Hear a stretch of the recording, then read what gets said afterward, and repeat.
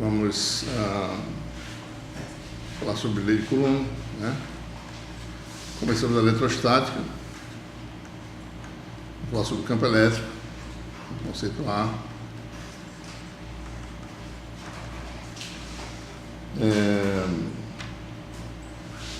Fazer alguns exemplos, né, de cálculo de campos por superposição. Tradicional, vamos falar sobre a lei de Gauss. É a primeira lei que vai fornecer uma das equações de Maxwell na sua forma final, essa lei de Gauss, certo? Então, uma das equações de Maxwell na forma final, mesmo para campos dinâmicos, vai surgir dessa lei aqui, certo? Lei de Gauss, né? E a lei de Gauss permite, em algumas situações, calcular campos de forma mais simples, né? A gente vai ver alguns exemplos, certo? Então, alguns exemplos de utilização da lei de Gauss, que são alguns exemplos apenas para cálculo de campo, né? Bom, então, o que ele está fazendo aqui? A gente vai começar o estudo da eletrostática, né? Ou seja, a nossa hipótese é que nós temos cargas, e essas cargas estão, algum ser imaginário está segurando essas cargas na posição que elas estão, certo? As cargas interagem, né? Nós sabemos disso. Se você soltar carga, se você uma próxima da outra, vai começar a se mexer, né? Está imaginando que essas cargas estão fixas no espaço. A gente quer saber, nessa configuração, qual é a interação entre cargas, né? Como é que essa interação depende dos parâmetros, depende das cargas em si, da distância, do meio de dimensão. Então, inicialmente, a gente está falando do vácuo, né? Ou seja, essas cargas estão imersas no vácuo. E algumas propriedades importantes devem enumerar aqui, né? Existem dois tipos de carga, né? Nós conhecemos, né? Elétron e próton, né? E íons, né? Ou seja, átomos ionizados ficam com um excesso de carga ou deficiência de carga positiva ou negativa. Sabemos também o que, né? Diferentemente da mecânica clássica, que massa atrai massa, mas carga pode atrair ou repelir, né? Então você tem cargas do mesmo tipo se repelem, né? Então, se você tiver carga do mesmo tipo, diferente da massa, a massa é sempre do mesmo tipo, ela se atrai, mas cargas do mesmo tipo se repelem, tem repulsão. E tipos distintos, que são dois tipos, né?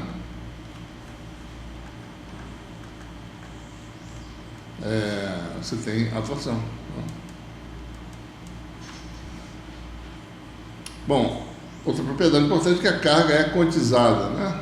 Como um múltiplo do valor da carga do elétron, né? Carga é quantizada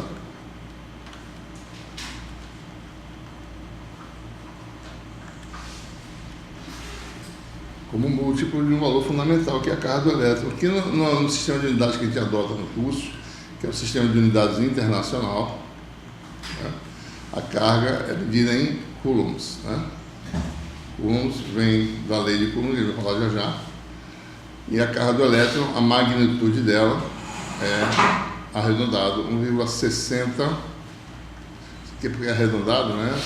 Então, essa casa está certa, isso aqui é arredondado. Vezes 10 a menos 19, essa unidade de carga Coulomb, né? Mais uma propriedade importante é que a conservação da carga o princípio da conservação da carga, né? No capítulo 4, esse princípio simples que a gente vai falar aqui vai ter uma equação importante, né? E essa equação importante vai também ser responsável por uma modificação em uma das equações de Maxwell que ele vai derivar. Então, esse princípio da conservação da carga estabelece que a carga total num sistema isolado é conservada. Apenas isso.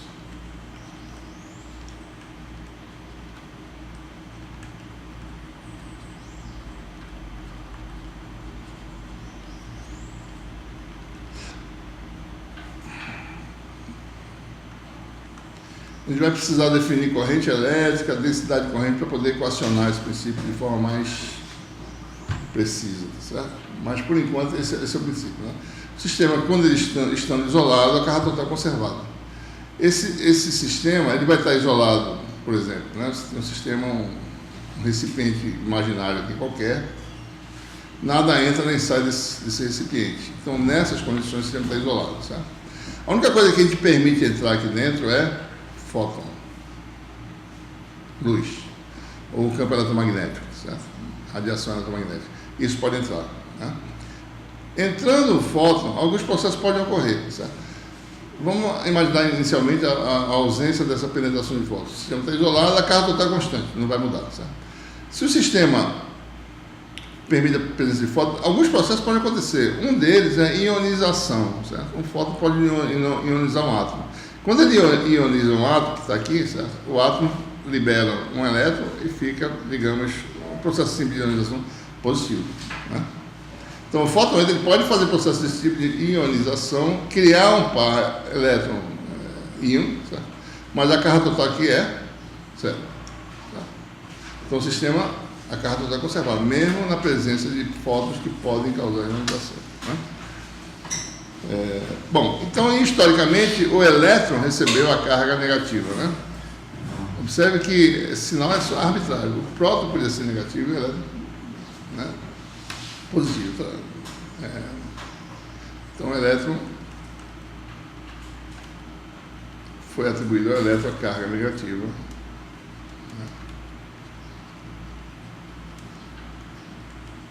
Então, por exemplo, a gente sabe que em meios isolantes os elétrons estão ligados nos átomos, né? Meios condutores, os elétrons ficam razoavelmente livres para transitar dentro do material, né? Então, o elétron ele é fundamental, né?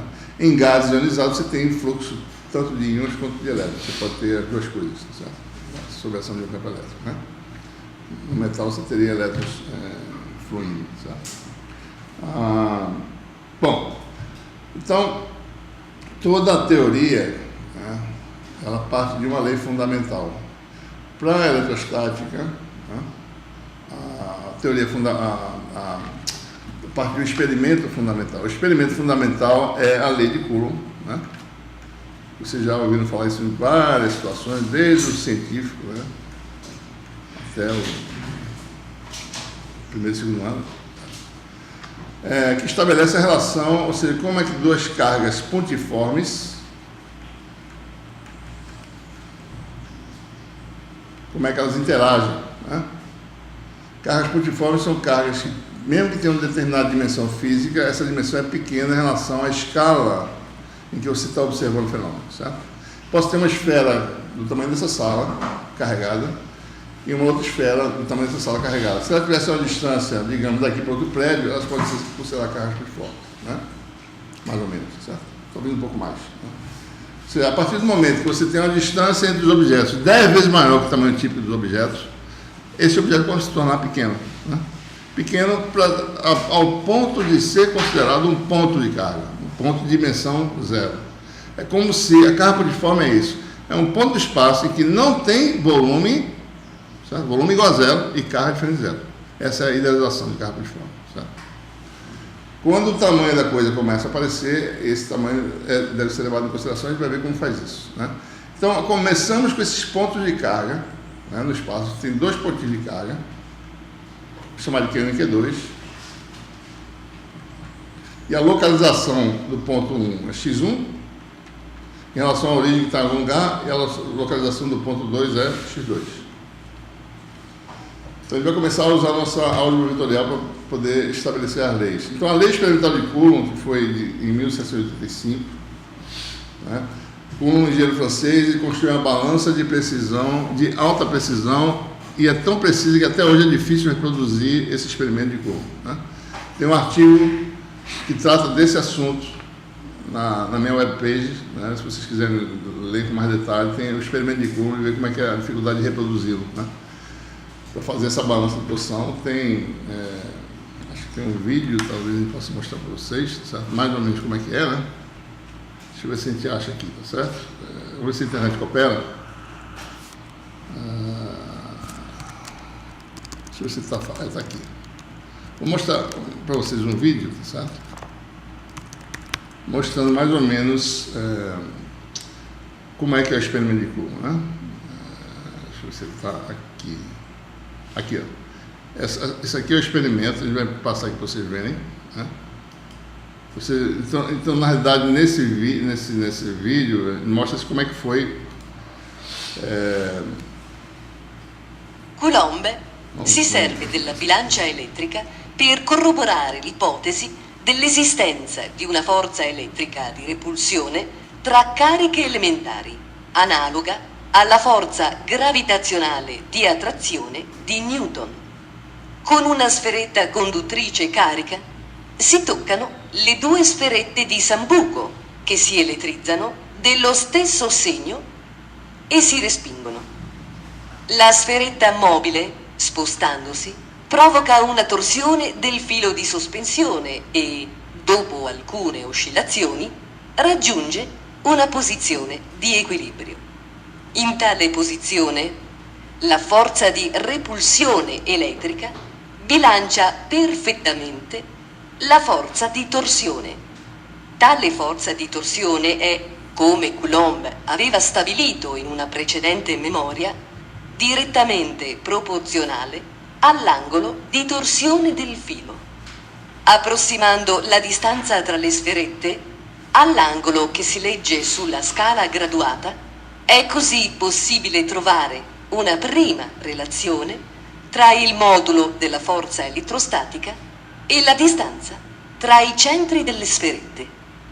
Torcendo ulteriormente il filo di sospensione per mezzo del bottone del micrometro, si aumenta la forza di torsione e si raggiunge una nuova posizione di equilibrio. È così possibile scrivere una seconda relazione, tenendo presente che l'angolo di torsione totale si ottiene sommando all'angolo di torsione del micrometro l'angolo tra le due sferette. Analogo ragionamento si può fare per altre posizioni di equilibrio. Coulomb presenta nella sua memoria 3 prove che qui completiamo. Pur essendo la terza misura imprecisa, come Coulomb stesso riconosce, egli conclude che la forza di repulsione elettrostatica è inversamente proporzionale al quadrato della distanza tra le due sferette. Ok? Então esse é mais ou menos exemplo idiota, essa sequência aqui. Exemplo idiota. Bom, não sei se ela tudo bem. Esse é outro vídeo que não tem nada a ver, né? Deixa eu parar aqui. Okay. Muito bem, então a balança de torção, ou seja, com essa torção a gente pode medir com precisão essas pequenas forças, certo? Então esse é o detalhe, né? Então, como eu falei, na página tem também um artigo que trata desse experimento e fala da dificuldade de se reproduzir esse tipo de coisa, né? Muito bem, então, esse experimento permitiu concluir que a força é inversamente proporcional ao quadrado da distância, né?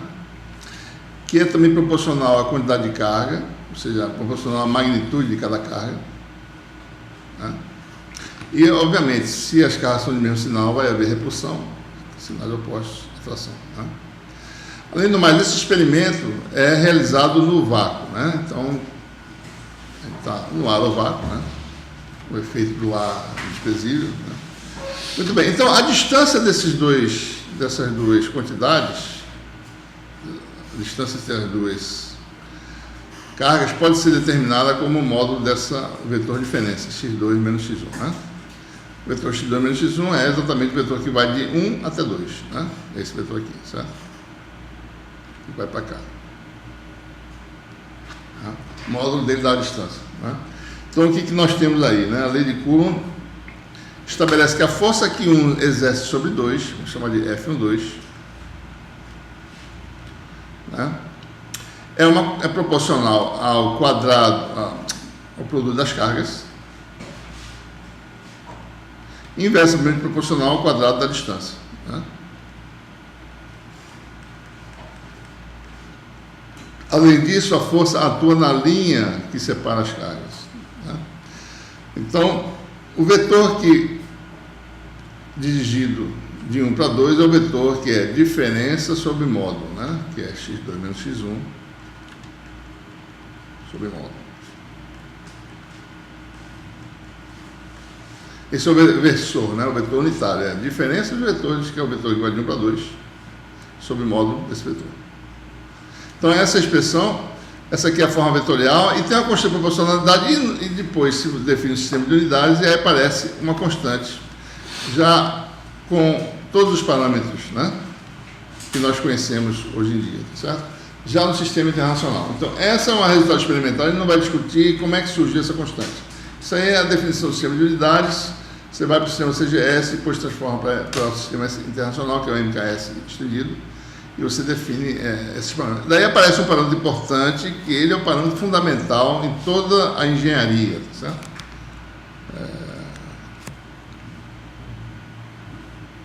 Que é a permissividade, que aparece aqui, esse parâmetrozinho epsilon 0, né?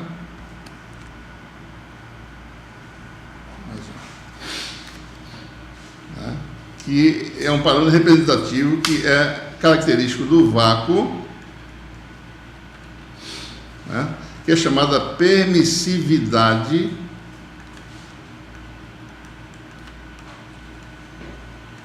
elétrica do vácuo. Obviamente quer dizer o quê, né? Se eu mudar o meio, alguma coisa vai ser diferente, o parâmetro representativo, a permissividade, deve aparecer, certo?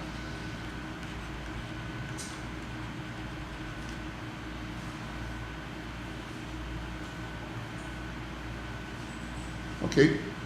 Bom, esse valor tem unidade. A gente pode ver aqui, mais ou menos, essa força aqui é em newtons, né?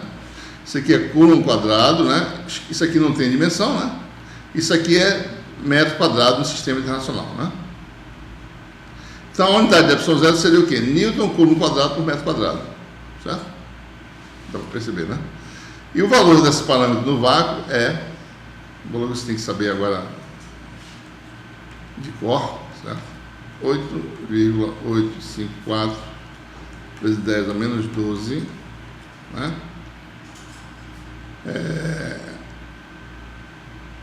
Coulomb quadrado, né? Por Newton metro quadrado, né? Olhando novamente a expressão aqui, certo? Epsilon 0 passa para cá, vai ficar Coulomb quadrado por Newton metro quadrado, que recebe a unidade SI Farad por metro. Farad a gente vai ver depois que é de fato isso aqui é a unidade de capacitância, certo? Vocês lidam com circuitos elétricos, né? Tem os capacitores com unidade de capacitância em Farad, certo? Então, Farad por metro é essa unidade, ou seja, o epsilon 0, a permissividade do vácuo é 8,854 vezes 10 a menos 12 Farad por metro, certo?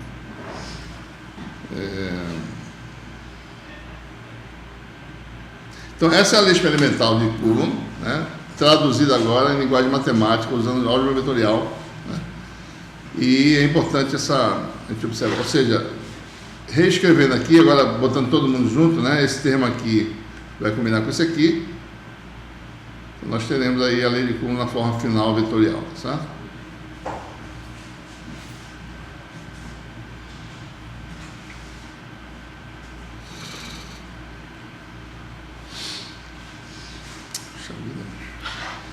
F2 igual a 1 sobre 4π epsilon 0 Q1, Q2 x2 menos x1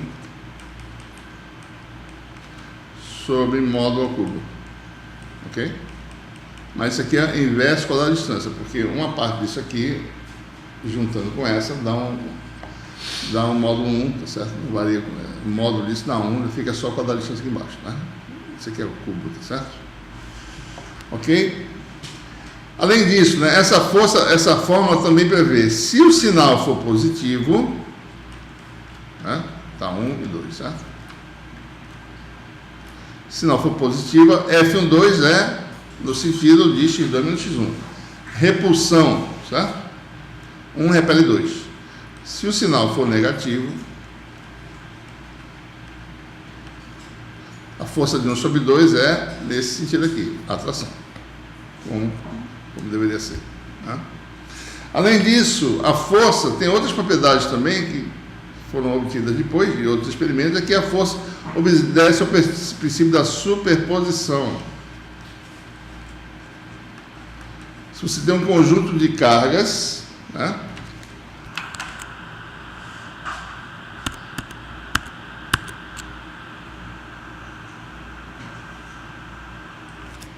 tem um conjunto de N cargas, certo? Digamos que a iésima carga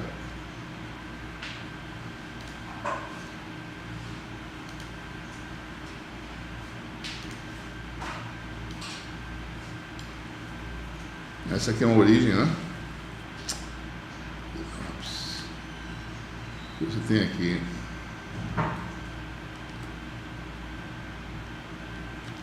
problema, rapaz. Você tem aqui uma origem, né? Então a iésima carga está na posição XI, certo? Agora QI, você tem N cargas. Então a força sobre uma carga de teste aqui, QT, pode ser calculada admitindo que a carga esteja aqui sozinha, individualmente. Então você soma aí, a força vai ser a soma das N forças, né? Ou seja, se a posição da carga é X, da iésima carga é XI, a força FI é QT vezes QI, X menos XI, sobre 4πε0, módulo de X menos XI ao cubo. Né? E aí você soma as forças e obtém essa expressão aí para a força total. Certo? Né? Então a força pode ser obtida pelo princípio de superposição, como se cada carga estivesse lá sozinha. Certo?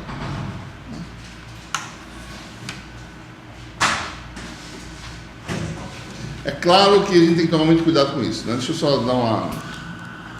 Por exemplo, se eu tiver uma esfera de carga, tá? Vou só dar um pouco... Isso aí a gente levaria em conta. Né? Você tem uma esfera, digamos, condutora. Nós sabemos que as cargas se movem no condutor. Né? Carregada com carga Q, a gente vai falar sobre já a carga distribuída, mas só para não perder a oportunidade, eu tenho a carga de teste aqui, certo? E aqui tem carga distribuída nessa esfera. Os elétrons estão distribuídos com excesso de carga nessa esfera. Se esse sistema está sozinho, certo? Sem a presença dessa carga, certo? Digamos que essa distribuição está mais ou menos uniforme sobre a carga, ou seja, a densidade aí de cargas, outro ponto que vai falar, está aí constante, certo? Se eu coloco aqui uma carga, né? Essa carga vai interagir com cada carga dela, isso aqui vai se redistribuir, certo? Então, essa conjunto de carga vai ser redistribuída nessa esfera, certo? Então, ele tem que tomar cuidado, né? Então, quando ele fala lá, nesse exemplo aqui, ele está falando que as cargas estão lá fixadas por um agente imaginário. Por isso que eu falo essa questão do agente imaginário, certo? Se eu deixar esse sistema solto, essas cargas vão sair do lugar. Né? Então, ele está imaginando que esse sistema está lá, né? E a gente calcula a força desse jeito, certo? Então, é isso que a gente tem que levar em consideração, né? Muito bem. Bom, e daí a gente pode agora calcular a força de qualquer conjunto de cargas discretas, né? Antes de prosseguir, vamos falar então sobre conceituar, né, o campo, que é o campo elétrico, né? Por enquanto ele é chamado de campo eletrostático, né?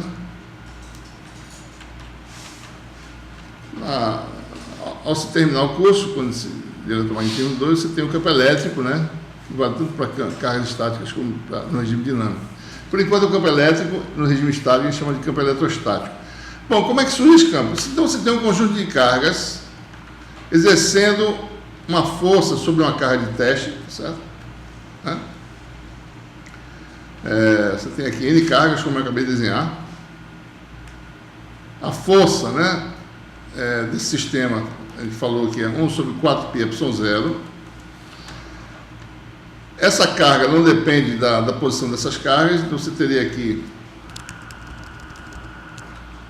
Q vezes 1 sobre 4πε0, soma igual a 1 até N, né, de QI sobre módulo de X menos XI ao cubo.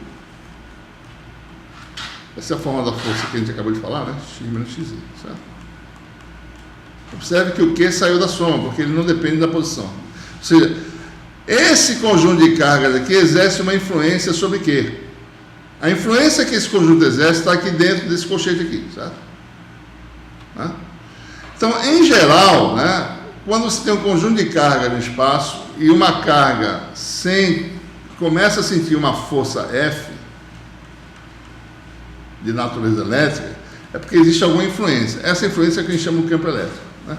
A gente define esse campo, né, no limite que essa carga é muito pequena, por isso a gente chama uma carga de teste. Então a gente define o campo como sendo a razão força sentida pela carga por unidade de carga. Certo? Então o campo elétrico é simplesmente essa quantidade. Ou seja, no fundo, se eu tivesse um conjunto de carga discreta, o campo elétrico seria o que está aqui dentro. Certo? É uma coisa inerente ao sistema de carga. Se eu souber as posições dessas cargas e suas localizações, eu sei o campo independente da existência dessa carga ou não. Existe influência mesmo que ela não esteja lá. Para saber se a influência existe, eu coloco a carga e vejo se tem uma força. Se tem uma força é porque tem campo. Né? Então, isso quer dizer o campo elétrico, certo? Essa influência exercida em cargas elétricas. Né?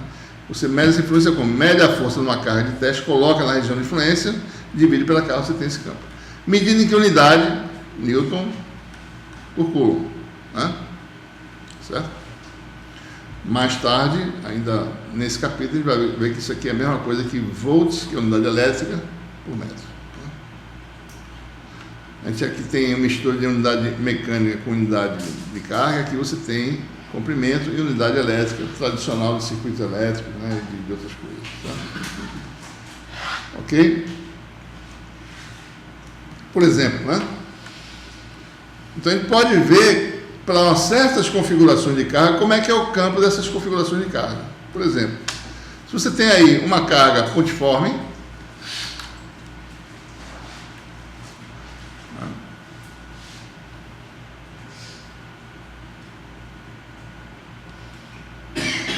digamos aí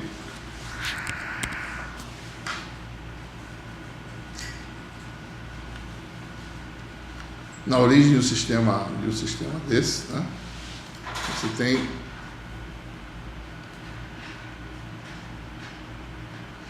então uma carga pontiforme, né? Qual é o campo exercido por essa carga? Eu pegaria uma carga de teste, chamada de P0, né? Mediria a força dessa carga sobre a carga de teste e dividir pela carga de teste, né? Ora, vamos colocar um sistema de coordenadas em que a carga de teste está a uma distância R da origem, né? O vetor unitário é AR, no sistema de coordenadas esféricas. A força sobre a carga Q0 é F igual a Q, Q0 sobre 4πε0 quadrado da distância, R2, vetor unitário que vai de Q até Q0, que é AR. Né? Certo? Quem é o campo?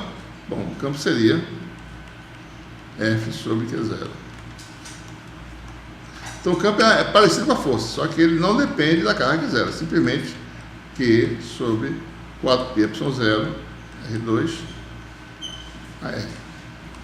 O campo de uma carga pontiforme varia com o quadrado da distância, enfraquece à medida que você se distancia da carga e é radial, certo? A gente pode imaginar, né?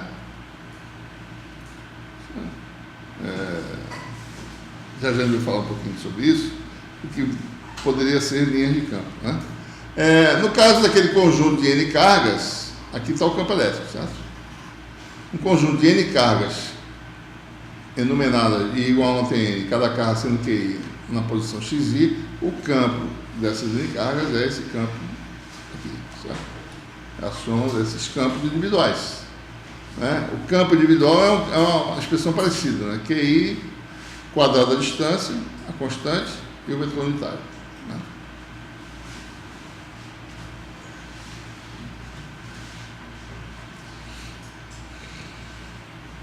Bom, e a gente olhando para isso, a gente começa a ver, a gente representa muitas coisas, como essas coisas são abstratas, a gente tenta representar, dar uma representação, né? E uma representação de campo elétrico interessante é o que a gente chama de linhas de campo. Né?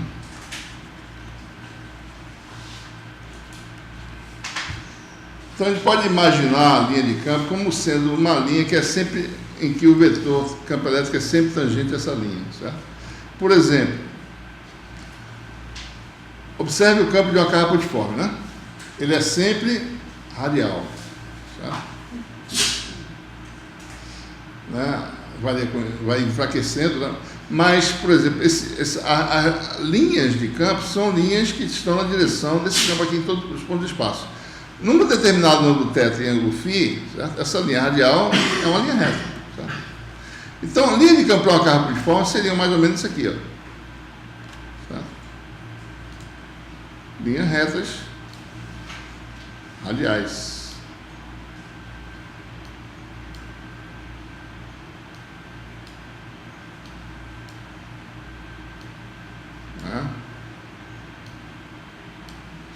Se a carga é positiva, essas linhas saem da carga, né?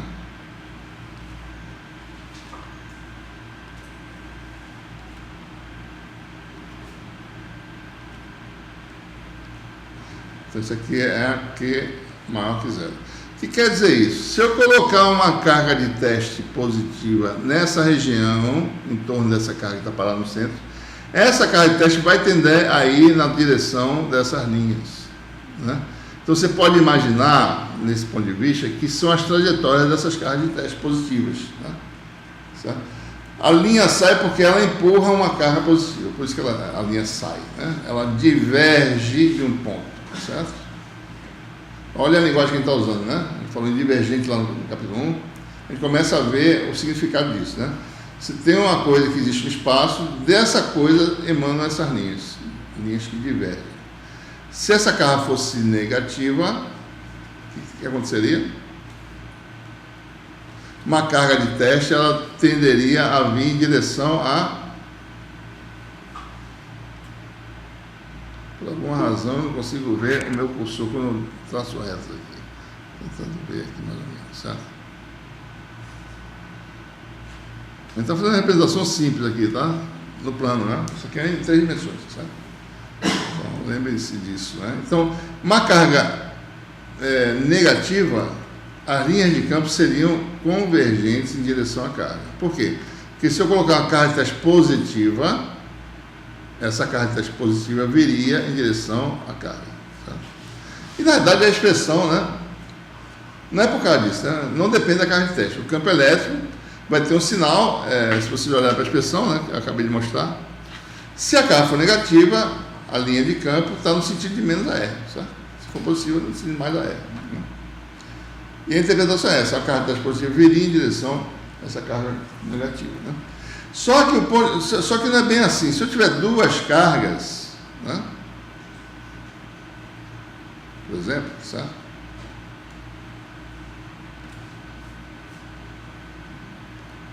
Ele pode calcular, tá certo? O campo elétrico, se ele quiser, né?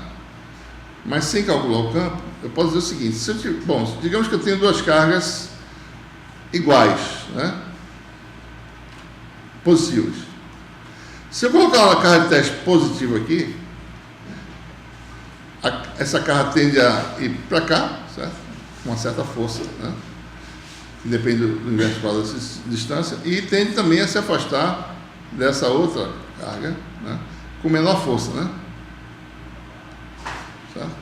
Então o campo dessa é mais forte do que esse campo aqui. Então a resultante, né, a soma desses dois daria algo assim, certo? Se eu colocar aqui no centro, essa carga não se move. Se eu colocar aqui, ela tende a se afastar dessa e dessa. Então a linha de campo não é mais uma linha reta, mas ela vai ser algo assim, né?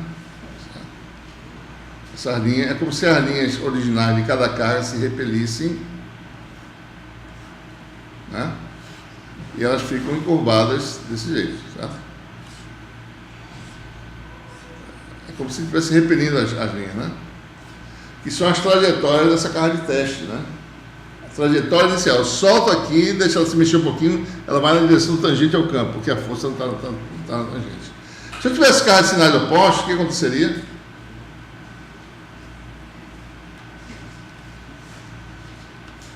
Então essas linhas, a tendência é uma linha, se essa for positiva, né? E essa negativa, a tendência é a linha sai daqui e vem para cá, né? certo? A tendência seria essa, certo? Uma carga de teste faria isso. Essa, na realidade, ou seja, essas linhas são, cada linha dessa é o lugar geométrico dos pontos em que o campo vetorial é tangente, o campo total, que é a soma dos dois campos é tangente. E isso em 3 dimensões, certo? Se torna cada vez mais complicado. Deixa eu só mostrar aqui um cálculo de linha de campo no espaço dimensional, mais ou menos, né? Você tem aí, que vai identificar mais ou menos como é que seria, certo?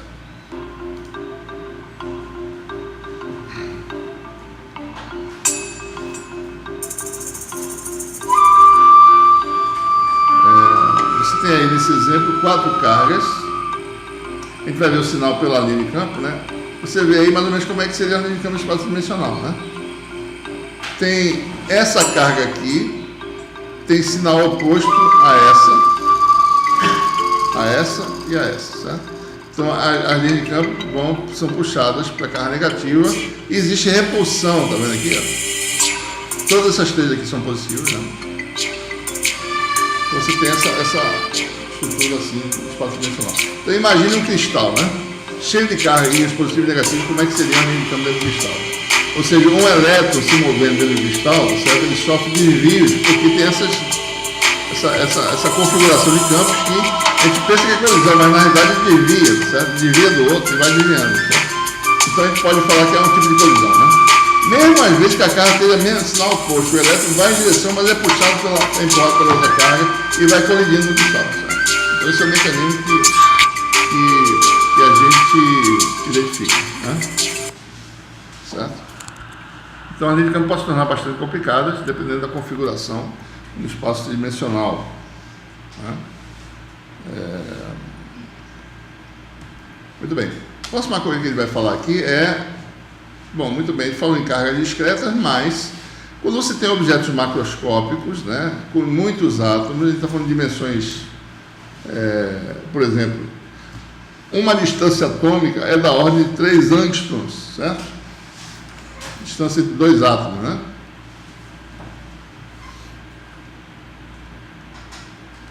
Mais ou menos 3 anos. O raio de Bohr é 0,5 angstrom, digamos, do tamanho de um átomo, né? Mais ou menos, meio angstrom, né? A distância de 2 átomos no cristal é 3 angstrom, ou seja, 0,3 nanômetros. Ou seja, 3 vezes 10 a menos 10 metros, né? Então, se você tiver um objetozinho, tá certo? De 30 angstroms, né? Um cubozinho de 30 angstroms, que é uma coisa desprezivelmente pequena, ou seja, 3 nanômetros, né? 3 nanômetros. Então você vai ter mais ou menos, né, 10 ao cubo átomos, tá? Porque 3 é 10 vezes maior que isso, né? Então 10 ao cubo você vai ter 1000 átomos, certo? Só no pedacinho de 3 nanômetros, né? Então, do ponto de vista matemático, isso aqui para mim é uma diferencial dV de volume, sabe? Né? Diferencial razoável, porque ele tem muitos átomos ou cargas, né, nesse pequeno volume, certo? Então, para mim, se eu chegar nesse nível, eu estou no volume diferencial em relação às dimensões que a gente está lidando. É claro que se eu começar a analisar o espaço entre 2 átomos e ver o que acontece ali, aí eu tenho que esquecer levar em conta essa discretização da matéria. Mas quando eu estou lidando com distâncias, né, bem maiores que isso, certo? Centímetros, milímetros, a gente está falando de coisas macroscópicas em que tem muitos átomos no volume dessas dimensões. Ou seja, então é interessante a gente falar sobre densidade de carga, embora a gente sabe que a matéria é discreta, mas em volumes diferenciais, ou seja, dessa ordem, né, é como se a carga estivesse continuamente distribuída na matéria. Certo? Então, a gente vai aqui definir, né, se você tem um volume dV,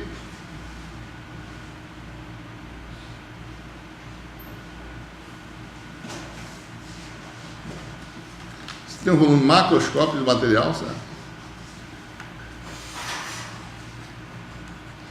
E no volumezinho aqui, chamado de dV', tá? Esqueça esse tempo de quanto dV, eu tenho a quantidade de carga de quê? Então eu defino a densidade de carga, né, como sendo essa razão. Quantidade de carga no volume, certo?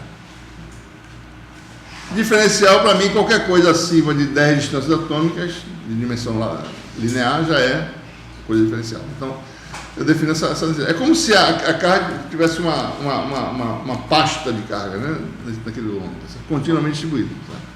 Então, o que nós temos aqui no nosso caso? Qualquer objeto para a gente vai ser representado por uma densidade de carga, aonde? No vácuo, certo? Porque o espaço entre as cargas é vácuo, né? A gente pode dizer que a matéria é em princípio, né? Quando você tem vácuo e carga, a sua carga, tem outras coisas que vão acontecer depois, mas por enquanto, cargas isoladas, né? Cargas livres, então você tem essa definição. Então, no volume dV, a quantidade de carga é dQ igual a ρ dV. Então, se eu quiser calcular, bom, qual é o campo produzido, né, num ponto qualquer devido a esse volume? Então, eu vou chamar isso aqui de dV' para diferenciar, né? Esse linha já eu explico por quê, certo? Vamos localizar esse elemento no ponto x', porque é um ponto que a gente quer diferenciar da posição onde observa o efeito, que é chamado de x. Então, x' é um ponto que define o volume dV' no volume que tem carga, tá certo? Então, o efeito elétrico desse volume de carga nesse ponto é o campo elétrico elementar, um pequeno pedaço do campo total, que a gente chama de dE, né? Que vai ser dQ sobre 4πε0 x menos x' ao cubo, x menos x'. Certo? Como dQ é igual a ρ dV, no caso, se dV é dV', vai ser ρ dV', né? Observe, ρ é uma função, né? dQ é uma função densidade, certo? Que depende da coordenada, pode variar com as coordenadas. Então, no ponto do volume de coordenada x', ρ é uma função de x', dV', certo? Então, o campo elétrico desse pequeno elemento, agora, em função do volume, vai ser dV', ρ de x', certo? X menos x'. Né? Vamos tomar cuidado para não confundir os parênteses. Esse aqui é argumento, esse aqui é produto com esse vetor de diferença, né? Sobre 4πε0 módulo ao cubo. Né? Certo? E daí eu posso somar por superposição qual é o campo do objeto. Certo? Então, observe, agora eu posso calcular efeitos elétricos de objetos macroscópicos. O campo vai ser a soma de todos os campos, né? Que a soma, como é a soma contínua, é uma integral e vai ser no volume V. Então, o campo total vai ser simplesmente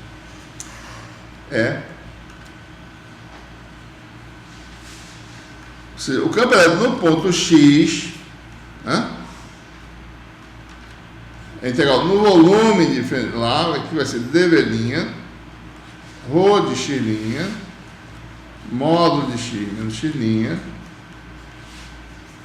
sobre 4πε0, módulo de x menos x' ao cubo. Então, essa é a expressão que a gente chama o campo expresso na forma de uma superposição. Então, campo calculado de acordo com o princípio da superposição, certo? Essa expressão aqui. Então, podemos calcular o campo de qualquer objeto macroscópico, desde que eu saiba representar a densidade desse objeto, certo? Ok?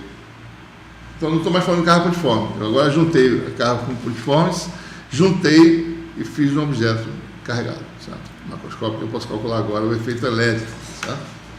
Para que serve o campo elétrico? Bom, porque se eu souber o efeito elétrico, eu coloco aqui uma carga, se eu quiser saber, bom, esse objeto, admitindo que essa configuração de carga se mantém fixa, se eu colocar uma carga aqui qualquer, qual é a força que essa carga vai sentir? Né? Com que aceleração ela vai sentir sair desse ponto? Basta saber o campo desse macroscópio, certo? Ok?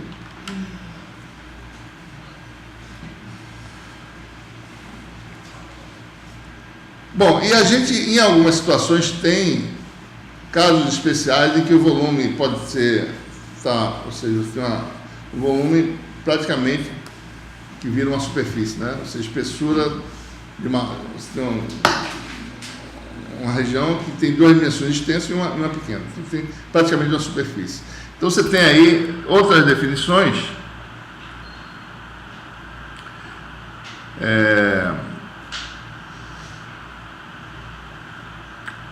Né?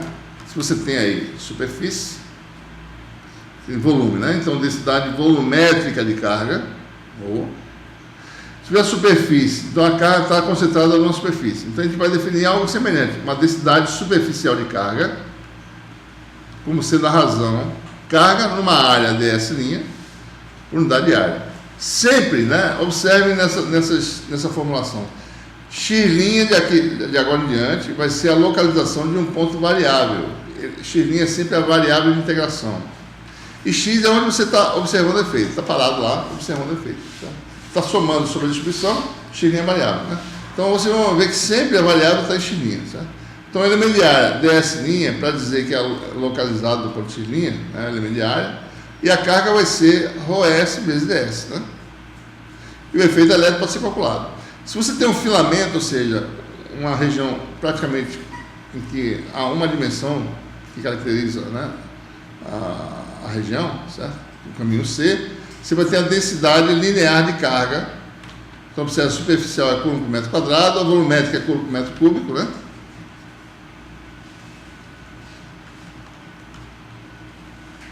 Superficial coulomb por metro quadrado e linear coulomb por metro. Em tantos metros você tem tantos cúbicos, né? Então, você pode calcular, nesse caso, as expressões para os campos nesses três sistemas, né? Se você tem a carga superficial, né? É a mesma coisa, isso aqui dá o dq, em todos os casos é sempre dq, né? Aqui, a expressão é sempre a mesma, só que você quebra ela em um produto do elemento de volume, ou de área, ou de comprimento, e a densidade apropriada, certo? Densidade superficial, né? Mesma expressão, linear de carga, de novo, né? Isso aqui dá o dq, né? Certo? Então, a gente sempre calcula o campo elétrico, porque depois do campo eu posso calcular a influência sobre o que eu colocar naquela região de campo. Por isso que é importante o campo elétrico, né? No estudo da eletrostática. Certo? Vamos fazer esse exemplo aqui, para ver como é difícil, né, em algumas situações, calcular o campo, certo? De uma distribuição. Vou fazer, antes desse, fazer um exemplo mais simples, certo? Vamos fazer o caso de uma distribuição linear. O caso conhecido, né?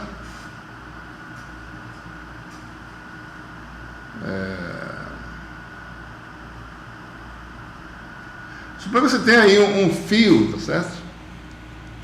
Você tem essa linha de transmissão, por exemplo, né? Essa linha de transmissão passa corrente, mas tem carga também distribuída, certo? Nessa linha de transmissão, né? Então essas linhas são linhas praticamente retas, certo? Você tem um circuito elétrico, por exemplo, né? Que você pode ter carga distribuída ao longo do circuito, né? Certo? No formato qualquer aqui, certo? O circuito elétrico pode estar sem fluir corrente, você pode ter carga distribuída, né? E você quer saber se você tem carga distribuída aqui é o campo muito próximo do fio, por exemplo, certo? Numa linha de qualquer formato, por exemplo, que é um campo muito próximo. Eu tenho uma ideia desse campo muito próximo se eu aproximar cada coisa dessa por um fio infinito. Se eu tenho um fio retilíneo infinito, que eu posso calcular analiticamente as coisas, eu vou ter uma ideia de quanto é o campo próximo de qualquer configuração, seja ela dessa forma, eu vou dizer, bom, bem próximo do fio, o campo vai ser mais ou menos esse que eu vou calcular agora, sabe? Então a gente vai fazer o cálculo idealizado de um fio infinitamente longo, né?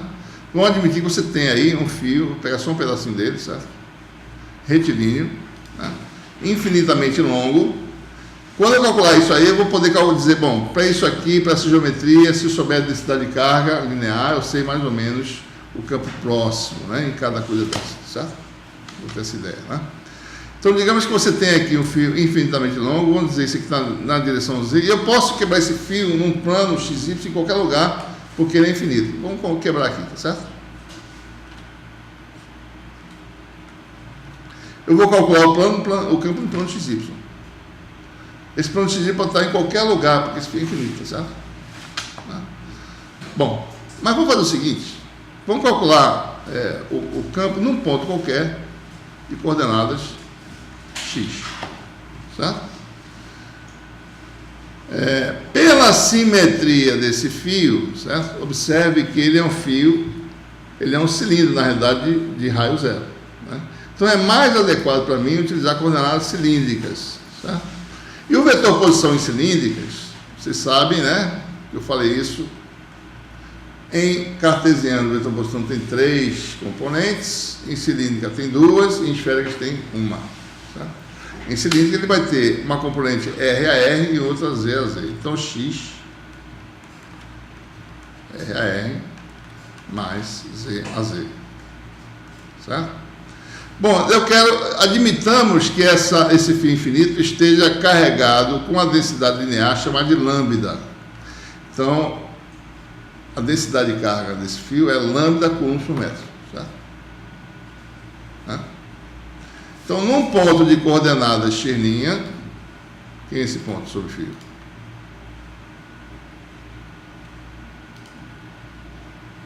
Vamos localizar o elemento aqui, certo?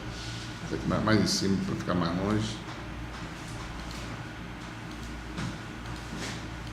Aqui está o ponto x', certo?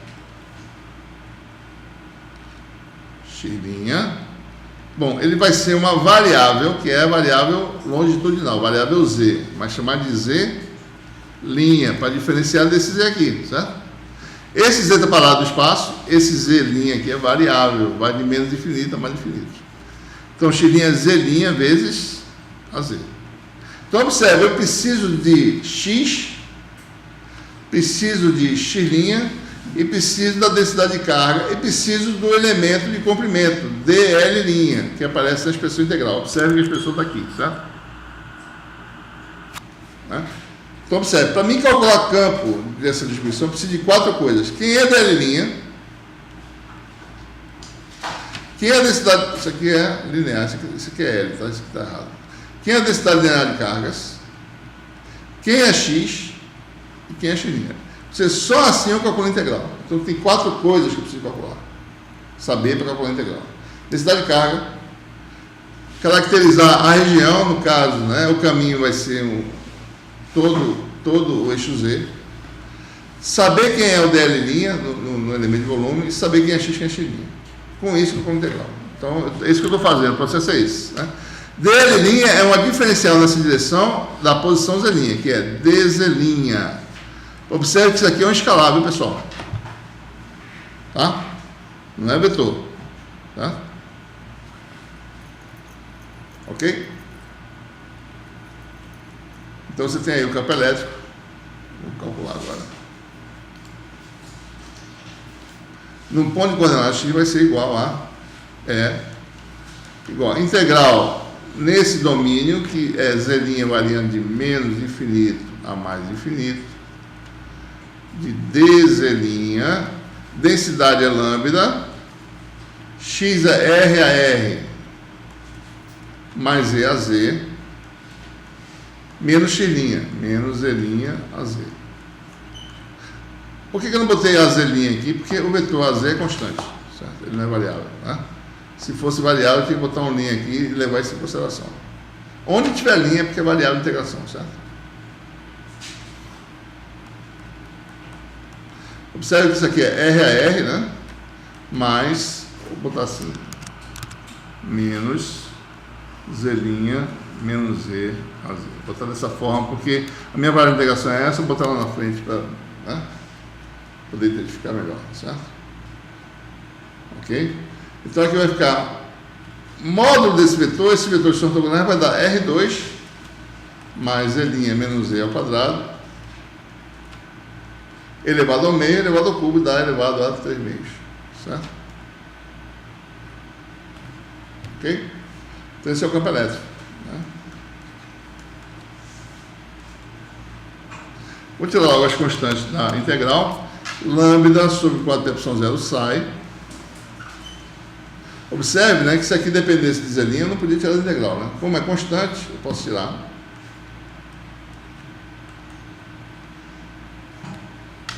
Né? Então vai ficar R a R.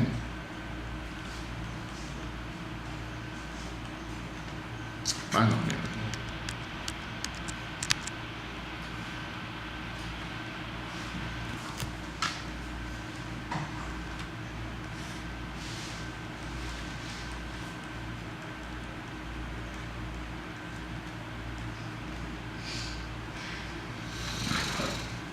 Certo?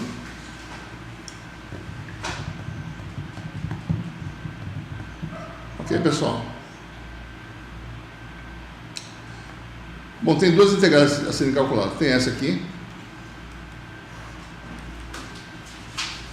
Está faltando aqui o dz', né?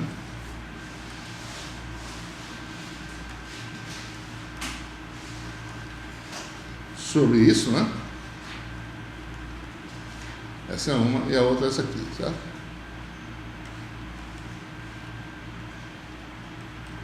Essa outra eu já posso tirar esse AZ, que ele é constante. Observe que tem que ter muito cuidado, tá? Aqui eu tenho certeza que AZ não varia na região de integração. AZ é um vetor fixo, né? Aí tem um menos na frente, né? Tem esse menos AZ, daí você tem essa integral, Z' menos Z sobre R2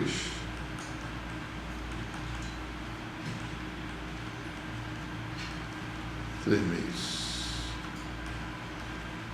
dz', certo? Ok, pessoal? Essa integral aqui eu posso fazer uma mudança de variáveis, né? Chamar isso aqui de um z duas linhas, certo? Z' menos Z igual a Z duas linhas, né? Vai ficar aqui, Z duas linhas ao quadrado, certo? E dz' vai ser igual a dz duas linhas, né? Muda alguma coisa no limite? Se z' menos Z igual a Z duas linhas, quem é Z duas linhas para Z' igual a menos infinito, né? Vai ser menos infinito, certo? Para Z' igual a mais infinito vai ser mais infinito, né? Então isso aqui se transforma nessa integral aqui, né? Tirando, esquecendo do AZ, eu no fundo tenho que calcular essa integral aqui, integral de menos infinito a mais infinito, dz duas linhas, né? Desculpa,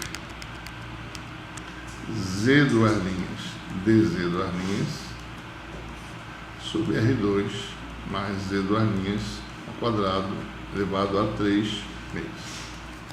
E a pergunta é quanto é que vale essa integral, né, pessoal? Sem calcular, né? Dá para descobrir olhando para essa função aqui, certo? Essa função é a função o quê? Ela muda de sinal quando o z duas linhas muda de sinal, certo? Isso aqui não muda de sinal, isso aqui muda. Essa função f de z duas linhas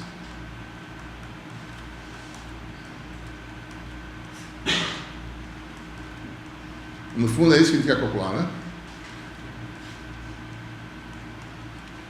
É uma função ímpar de z duas linhas, né? A gente quer calcular a integral de f de z duas linhas dz.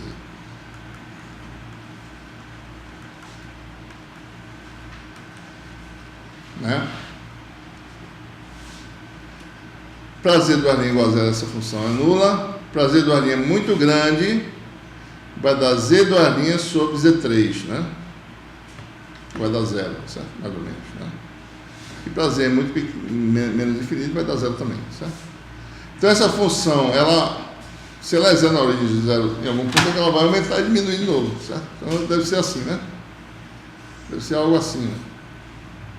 Aumenta, mas depois vai para zero, certo? Que é a mesma coisa, certo?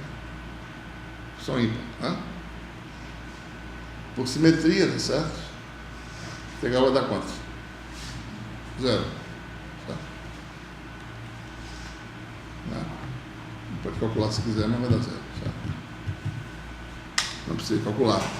Resta só essa integral aqui. Mesmo argumento, né? Eu posso fazer z' menos z igual a z duas linhas, né? Desculpe, essa outra aqui, né? Observe, né? Tem essa outra integral aqui, né? Bom, AR é constante ou é variável? Constante. Ele seria variável se fosse variável de integração, mas não é variável de integração. Então ele pode sair, nesse caso, ele pode sair de integral. R é constante ou variável? Constante, que está fixado por suposto de observação. Então isso é R a R, integral, né? dz'.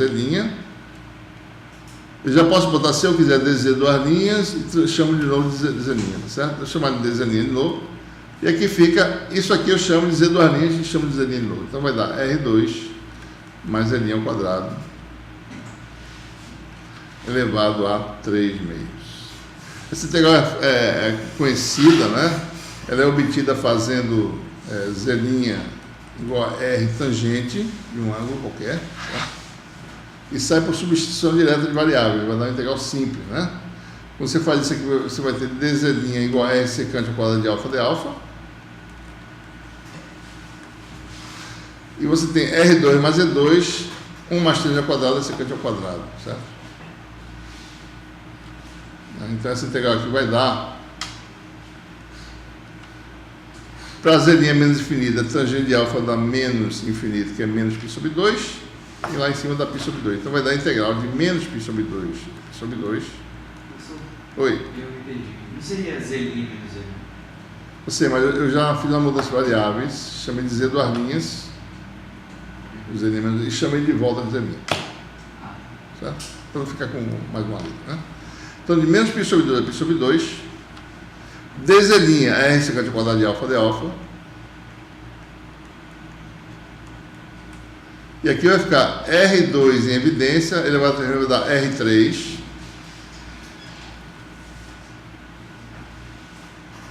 Desculpe. R2 dá R3, né? E vai ficar 1 mais secante ao quadrado de alfa vai estar tangente ao quadrado ao cubo. Aliás, 1 mais tangente ao quadrado da secante ao quadrado da secante ao cubo de alfa raiz quadrada. Elevado a 3 meios, né? Certo? Bom, secante ao cubo elevado a 3 meios. Tá certo aqui, não? Acho que tá, né? Secante. Peraí. 1 mais 3 ao quadrado, secante ao quadrado, elevado a 3 meios da secante ao cubo, né? Secante ao cubo, desculpa. Secante ao cubo de alfa, certo? Observe que eu fiz a raiz quadrada sem botar sinal, viu, pessoal? Que a secante, nesse intervalo aqui, ela é positiva. Menos π sobre 2, π sobre 2. Não tem problema nenhum, certo? Então tinha que fazer um módulo, né? Para tomar cuidado, certo? Isso vai acontecer em algumas situações, viu, pessoal? Vou tirar a raiz quadrada de alguma coisa que pode mudar de sinal, você tem que botar um módulo lá. Aqui, a secante não muda de sinal, certo? Então, o que é secante ao quadrado sobre secante ao cubo é 1 sobre secante, que é cosseno. Né? Isso aqui dá 1 sobre R2, integral do cosseno, que dá seno. E o seno vai dar, seno π sobre 2 dá 1, seno menos π sobre 2 dá menos 1, que dá 2. Certo? 2 sobre R2. Então, se a gente vier para cá, esse R2 aqui cancela. Aqui já está faltando, isso aqui é só integral, né? Vai ficar 2 sobre R a R, certo? E tem o lambda sobre 4π epsilon 0, né? 2 sobre R a R, então no fundo vai dar o campo elétrico, né? De uma linha de carga infinita.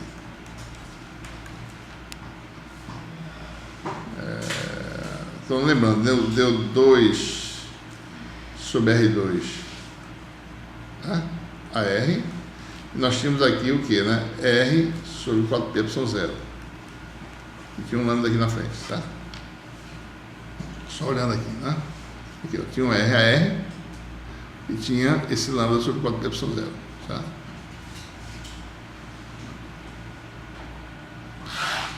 Isso aqui deu o que? Lambda sobre 2π epsilon 0 R a R. Então a linha de carga, o campo elétrico, né? Ele varia com 1 sobre a distância ortogonal à linha de carga e tem essa expressão conhecida.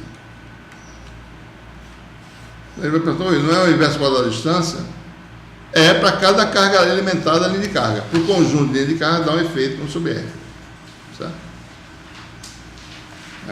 A linha de campo, olhadas de cima, olhando a linha de carga de cima, são como linhas na direção radial e cilíndricas. Só que a variação é 1 sobre a distância R. Isso aqui é o vetor AR de cilíndricas. Tá? Olhando a linha de cima, você vê essa linha de campo aí, radiais. Tá? Em cada ponto, né? Então a linha de carga tem essa linha de campo, certo? cada ponto. Ou seja, o campo não depende de Z, mas só depende dessa distância aqui, certo? Assim por diante, certo? É assim que é, né? Então, essa é a forma de calcular o campo por superposição. Esse é o exemplo de uma linha de carro. Vamos fazer esse exemplo aqui, que é mais complicado. Ele não vai fazer todos os detalhes, deixa para vocês fazerem os detalhes em casa, realmente para vocês perceberem como é que é a integração. Observe também que as expressões que nós temos até agora para campo, né? Vou botar isso aqui, não está muito... Observe que é integral de um vetor, tá certo, pessoal? É uma das integrais que a gente falou lá no capítulo 1. Integral de volume de um vetor. O integrando é um vetor, certo? Então sempre tem três componentes. A gente viu que a gente quebrou em componentes aí, tá? Certo? Vamos fazer agora o caso de uma distribuição volumétrica bem conhecida, né? Que é a esfera de carga. Uma esfera eletrizada com carga uniformemente distribuída. Tá? Tá? Então, por exemplo, se a carga total da esfera é Q, se o volume da esfera é uma esfera de raio A, o volume é 4/3 de π a 3, né? Então, você tem a densidade, digamos que essa densidade seja uniforme, essa é a palavra-chave, né? Densidade uniforme, quer dizer, densidade é constante em todos os pontos. Se é verdade isso, é porque a densidade é simplesmente a carga pelo volume. Tá? Às vezes a densidade não é uniforme, pode variar, mas aqui nesse exemplo ela é uniforme. Tá? Parâmetro fixo, um dos parâmetros que aparece na integral. Tá? Sem perda de generalidade, a gente pode calcular, a gente faz o nosso sistema de coordenadas para calcular o campo nesse sistema de coordenadas. Como o eixo Z é sempre comum a todo o sistema, né, ele sempre tem um papel fundamental, né? Em cilíndricas, ele é uma das componentes, em esféricas, um ângulo polar em relação ao eixo Z. A gente vai calcular o campo num eixo Z que eu defini. Eu peguei o sistema Y Z e defini a direção Z, certo? Pode estar para cima, para cá, em qualquer lugar, mas sempre vai ser no eixo Z, eu vou calcular. E depois eu vou generalizar o resultado, certo? Então, quando eu quero calcular o campo, então esse resultado vai ser válido tanto para fora quanto para dentro da esfera, né? Lembre-se que nossas cargas estão sempre no vácuo, certo? Então, nosso ponto X é Z a Z. Um elemento de volume, dV', está no ponto X', que é mapeado, né, pela distância à origem R', e pelo versor AR variável, que é o AR', certo? Por quê? Porque para varrer a distribuição eu preciso varrer o ângulo θ' e o azimuth φ'. Tudo linha, porque é tudo variável. Para varrer todo o volume, eu pego R' varia de 0 a A, um ângulo polar θ' de 0 a π, e um ângulo azimutal φ' de 0 a 2π, certo? Então, é a integral tripla que a gente tem que fazer. Tá? Então, calculando o campo no eixo Z, o que nós temos, né? Usando a expressão, né? Densidade de carga sobre 4π0, isso aqui sai da integral. Se não fosse constante, não saía, daí fica mais complicado ainda, certo? Elemento de volume, x menos x', certo? Módulo oculto, né? E o elemento de volume em esféricas, que a gente já estudou lá no capítulo 1, né? R2 dr', seno θ de φ, se quiser, R2 dr' de ômega, se for conveniente, né? De ômega'. Se não, quebra do jeito que está aqui, seno θ de φ. Mas no fundo é isso aqui, certo? De ômega' é essa parte angular aqui, certo? Seno θ de φ. Certo? Integral tripla e vamos tentar calcular, né? Primeira observação, tá certo?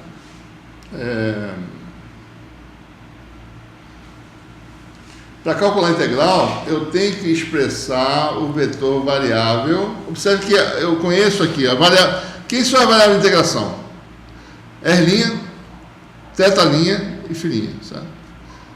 R' está explícito aqui, certo? Z é constante, a Z é constante. Tem duas variáveis que não estão aparecendo, que é o θ' e o φ', certo? Para me calcular a integral, eu tenho que expressar o vetor R' em termos das variáveis angulares, certo? Antes disso, também, tem o cálculo desse módulo aqui, certo? Toda vez que vocês virem um módulo, antes de sair decompondo as coisas, primeiro tente calcular usando produto escalar, tá certo? Conceito de produto escalar. Então, antes de decompor esse vetor, aqui embaixo ele não vai decompor. Ele primeiro vê se dá para ficar simples a expressão, tá certo? Então, vamos ver aqui. Né? Então, uma parte desse cálculo, né, envolve esse módulo aqui que é importante. Antes de vocês decomporem qualquer coisa, vocês vão olhar para esse módulo que está lá no denominador. Né? Módulo de x menos x' ao cubo, certo? Em cima tem essa diferença aqui, vetor, mas aqui tem módulo. Antes, quando você vai calcular módulo de alguma coisa, primeiro usa o conceito de produto escalar, depois vê se precisa decompor mais ainda, certo? Então vamos calcular isso aqui. Como é que é isso aqui? O módulo é o produto escalar dele com ele mesmo raiz quadrada, certo? É assim que a gente faz sempre, tá? Antes de fazer qualquer decomposição. Essa é a dica, certo? Usar aquilo que a gente falou lá no capítulo 1.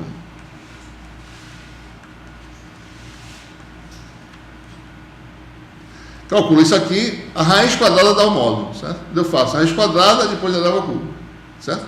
Primeiro eu vou calcular isso aqui, né? Vai dar o quê? Z2, né? Mais R2, R' ao quadrado, né? Menos 2ZR', produto escalar de R' com AZ, certo?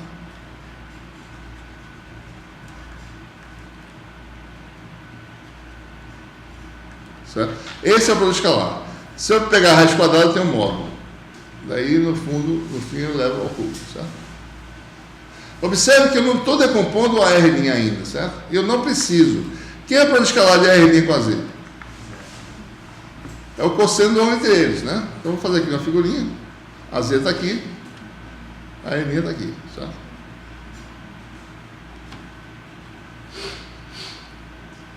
Teta linha. Então, se eu fosse decompor, eu ia calcular toda aquela coisa, mas não precisava. Basta saber o escalar de a R' com AZ, que dá cosseno teta linha. Ou seja, eu tenho agora a expressão explícita do módulo em termos da variável R' e da variável teta linha. Z é constante, certo? Então, o denominador da integral vai dar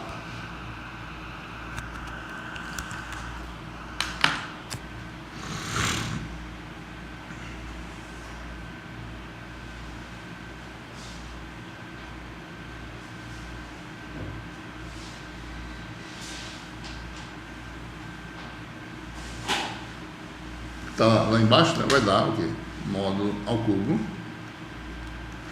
é Z2 mais R' ao quadrado menos 2R' cosseno de teta linha elevado a 3 meio, elevado ao meio, elevado ao cubo, certo?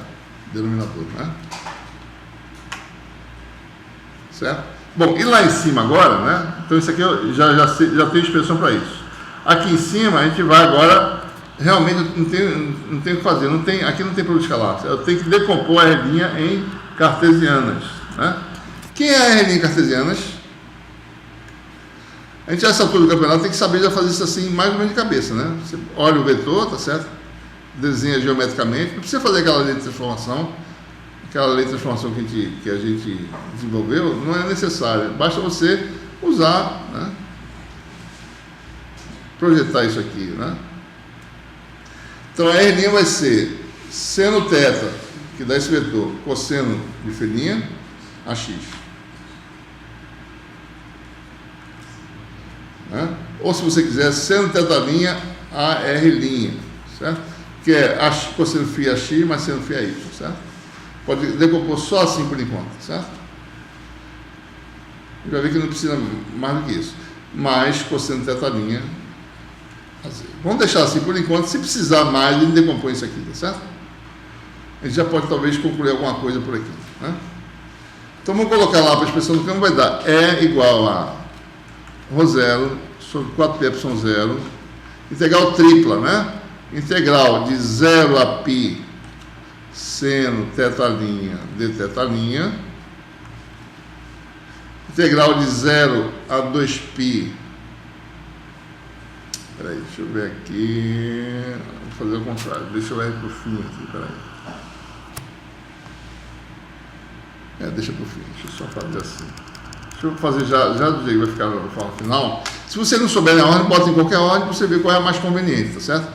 A mais conveniente é essa aqui. Então vai dar R2dr. Isso aqui é elemento de volume, tá? A outra, 0 a π seno θ' de θ',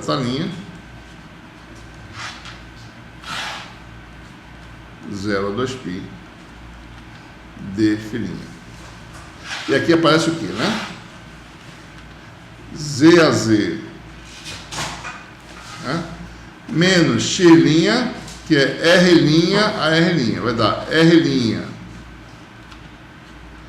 seno θ' a R', certo? Mais cosseno θ' a Z. X', certo?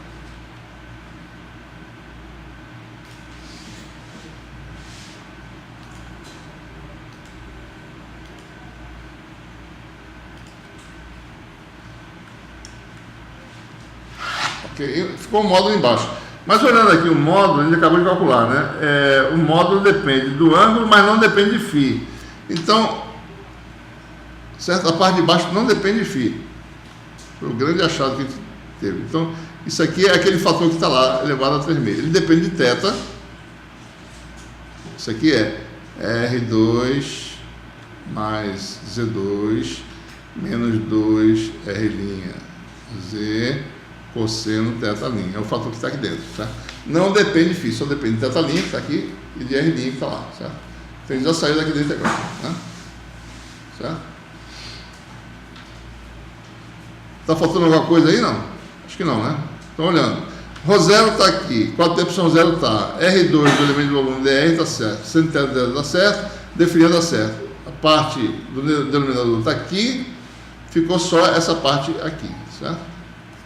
Isso aqui é Z menos R' cosseno θ' a Z menos R' seno θ' a R'. Integral no ângulo φ', certo? Então, tem essa integral aqui e essa outra. Esse elemento não depende da integração. Esse aqui depende, certo? Então, tem uma integral que vai ser do fundo, né? No fundo vai ser esse fator. Integral de 0 a 2π. A R' de φ'. Certo? Quanto é que dá essa integral, pessoal? Caiu na prova isso aí, não? Qual é a integral dos vetores? Nem me lembro. Acho que Dá zero, né? Por quê? A componente x é cosseno de φ. A y é seno de φ. Integral do cosseno dá zero, integral do seno dá zero. Por que integral é essa? Por que dá zero, certo? Porque a integral é a soma desses vetores aqui, ó. Esse, mais esse, mais esse, mais esse. Todos na mesma magnitude, mais isso. Uniformemente distribuídos, né? Você pega um vetor desse, pega um dφ constante, mais o outro dφ constante. É a soma de vetores que dá zero. Se eu botasse aqui a filhinha, dava zero também, porque a filhinha é 90 graus desviado de R', certo? Vai dar zero também. Uma componente é menos seno de φ, a outra é cosseno de φ. Certo? As integrais dão zero. Então, toda vez que aparecer esse integral, você já sabe de cara que dá zero. Certo? Então, eu não preciso decompor, eu sei já por conhecimento desse vetor que ele vai dar zero. Se não contribui, qual a integral disso aqui dφ? Isso aqui é constante, certo? Vai ser 2π vezes isso. Né? Ou seja, 2π a z sai, então vai ficar Ρ0 a z sub 2 ε0. Eu já descobri o quê? Que o vetor está na direção de AZ. Certo?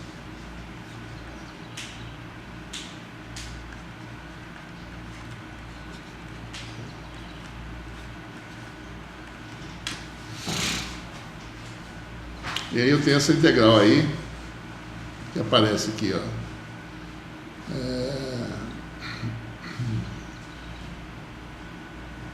Esse fator aqui, né? Z', Z' não, Z, não é Z' não, isso aqui é Z, viu, pessoal? Não existe não.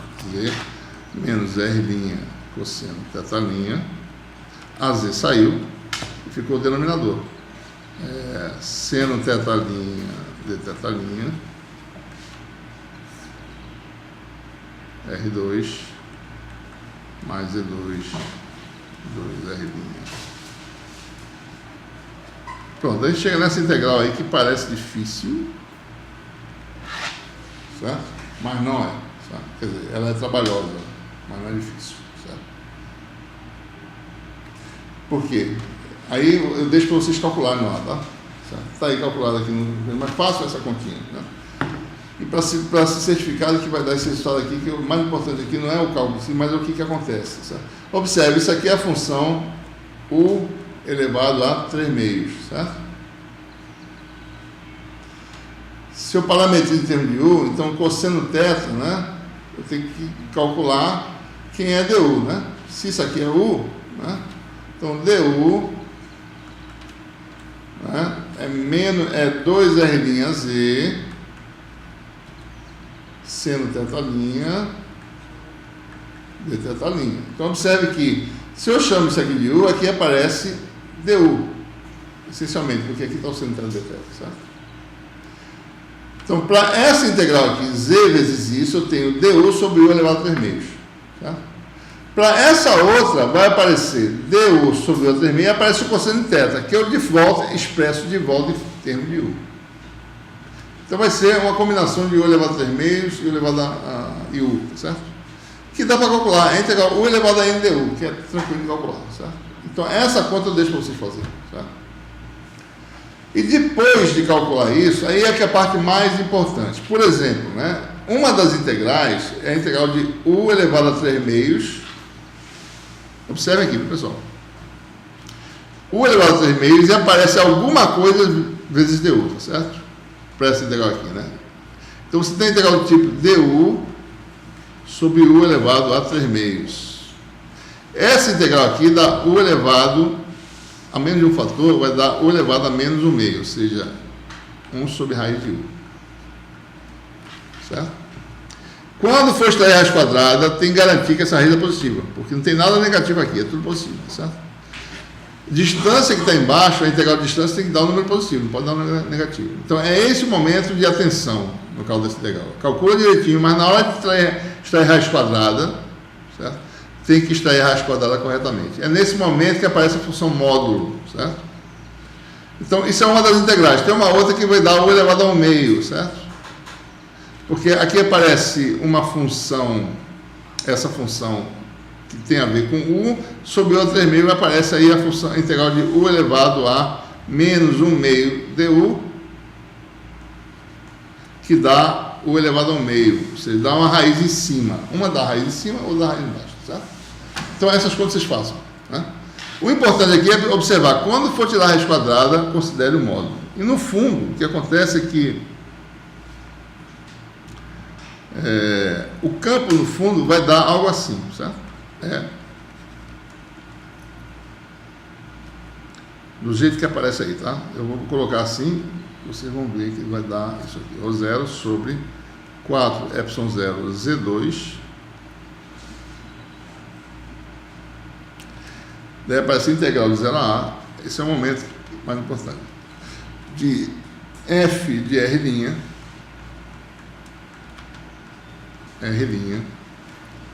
de R'. Essa função f de R' é o resultado, certo? Dessa integração em θ.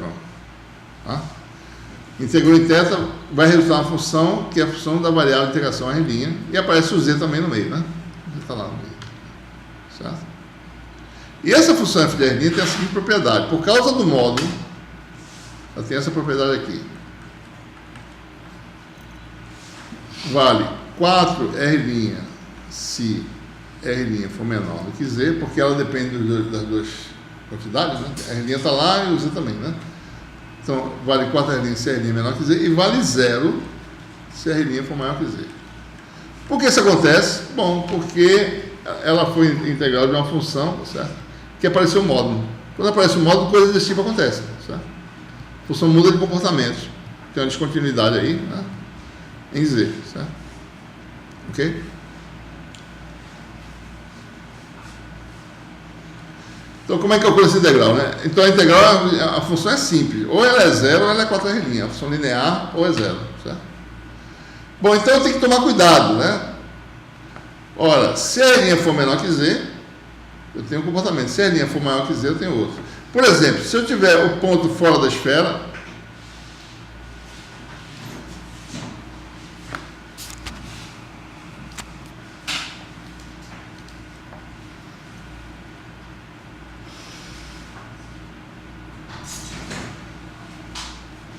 se meu ponto Z está fora da esfera, lembre-se que Z é positivo, tá? A hipótese inicial está no eixo Z positivo. Se Z é maior do que A, então eu estou em que condição? A variável de integração que só vai de 0 a A é sempre menor do que Z. Então a função f de R' é sempre igual a 4R'. Então, para Z no exterior, o campo vai dar AZ ρ0, 4 ε0 Z2, integral de 0 a A da função sempre 4R' ao quadrado dR'. A integral de R' ao quadrado dR' dá R3 sobre 3, ou seja, A3 sobre 3. Isso aqui vai dar 4 cancela, né? ρ0 AZ sobre 3 ε0 Z2. Campo elétrico, certo? Ok? Então, no exterior, eu só tenho um comportamento para f de R', porque em todos os momentos, em toda faixa de variação de R' é sempre menor do que Z, que Z está do lado de fora, certo? Então, o campo do lado de fora cai com o inverso do quadrado da distância e está na direção do eixo Z. Tá? Por outro lado, se o meu ponto está dentro,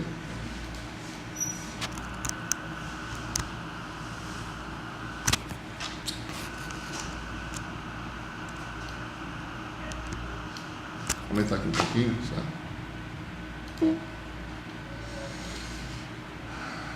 Se você está aqui dentro,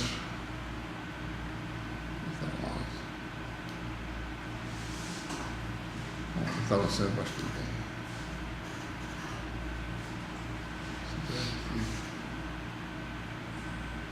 Acho que nem precisa desse eixo aqui não, né?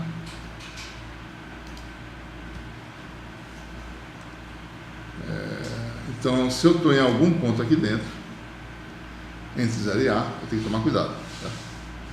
Então, suponho que seja aqui que eu estou observando o efeito do campo, o calculando do campo, né?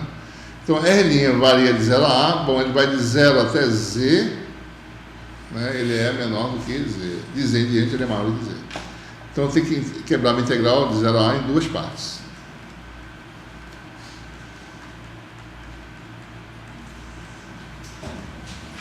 Que é essa integral aqui, né? Essa aqui, certo?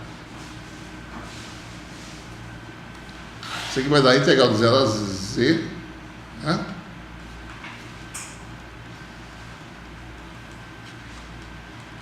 Mais integral de Z até A.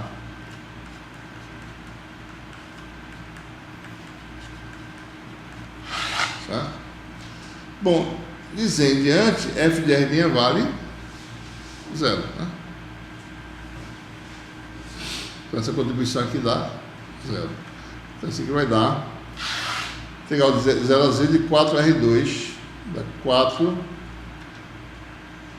R3 sobre 3, que dá 4Z3 sobre 3. Né? 4R' ao quadrado, dá R2dR, dá R3 sobre 3, dá R3 sobre 3.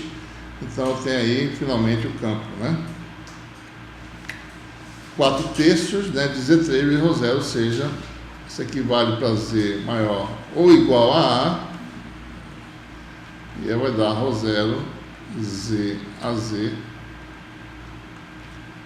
sobre 3 ε0 para Z menor ou igual a... Estou botando igual porque essas funções são iguais, se vocês olharem aqui, tá certo? Dizer igual a, né?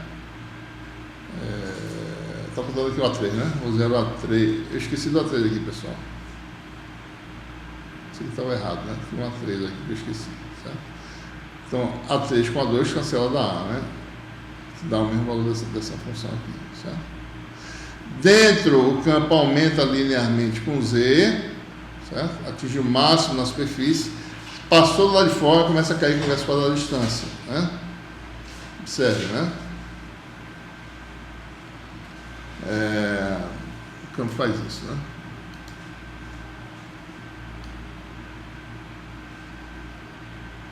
Com função de Z, tá certo?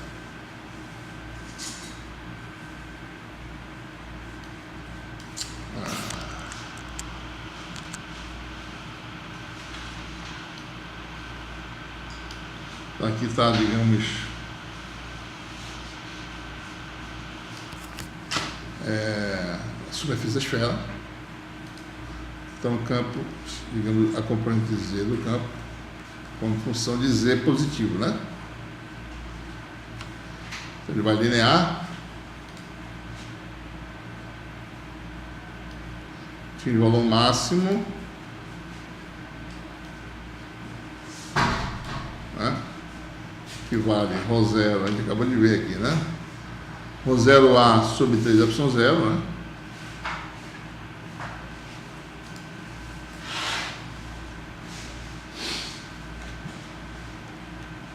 E daí começa a cair com o inverso da quadrada distância. Né? Do lado de fora, certo? Né?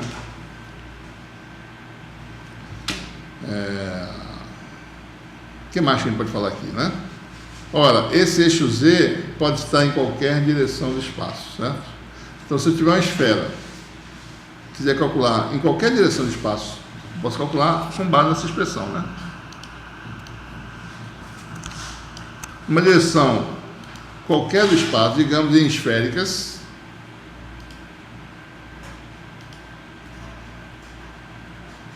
uma direção qualquer, digamos que esse vetorzinho aqui seja o vetor AR, a uma distância R da origem,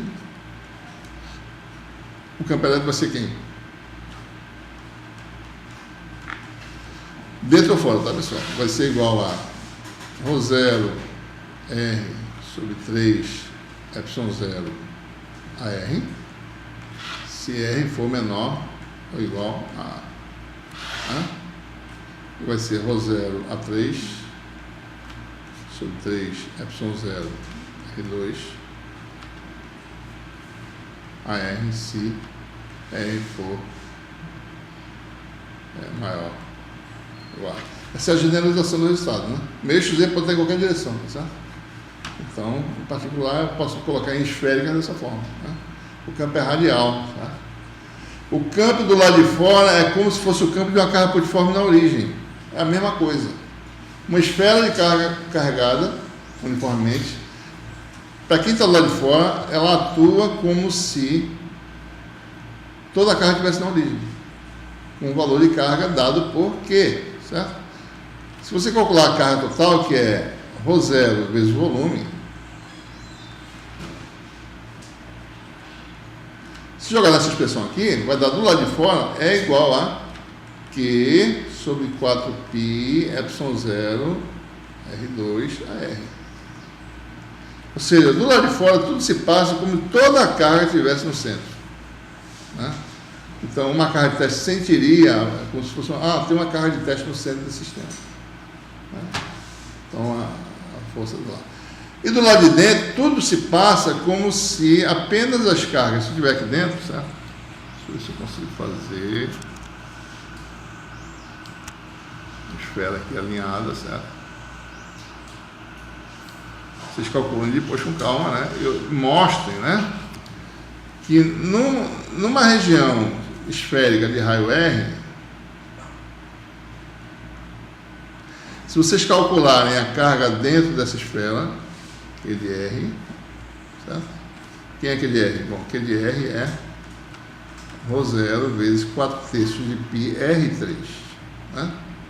O campo nessa superfície aqui de raio R vai ser igual Q de R sobre 4πε0 R2.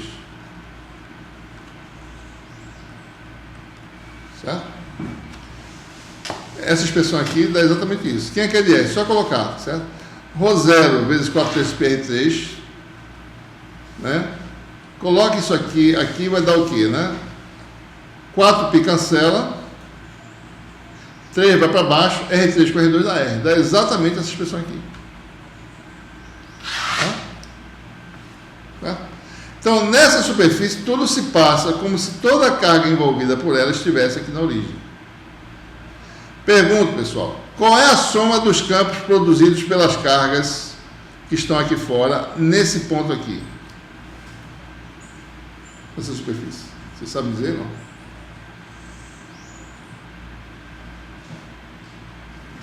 Olha, o campo nessa superfície, observe bem, tá? O campo nesse ponto aqui é a soma dos campos de quem está dentro e de quem está fora, certo? Eu estou dizendo que o campo aqui é como se fosse o campo só de quem está dentro. Então, quem é o campo de quem está fora? 0. Essa camada de carga aqui, a soma, ela tem campo, certo? Só que a soma, quer dizer, cada carga alimentar tem um campo. Essa carga aqui nesse ponto faz um campo que faz isso. Essa aqui faz isso. Essa aqui faz isso, certo? Essa soma vetorial dá 0. Então, essa camada aqui não exerce influência nenhuma sobre quem está aqui, certo? Por exemplo, se eu tiver uma camada de carga esférica, certo? O campo vai começar em 0 aqui, ó. Se eu tiver essa situação aqui, ó, certo?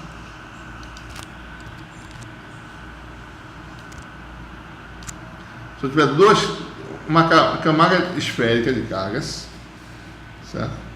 Só essa região aqui de carga, certo?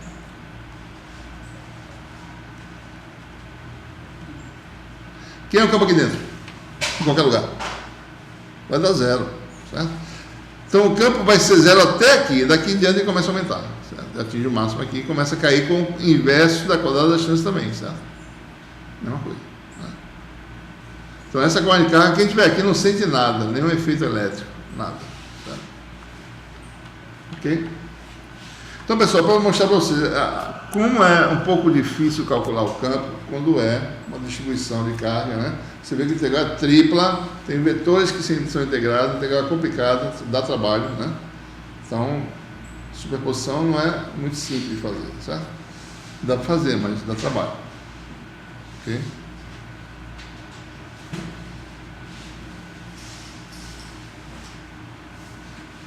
Muito bem. Vamos continuar para ele terminar 12h30 mais ou menos, no máximo, certo? Acho que dá para terminar. Muito bem.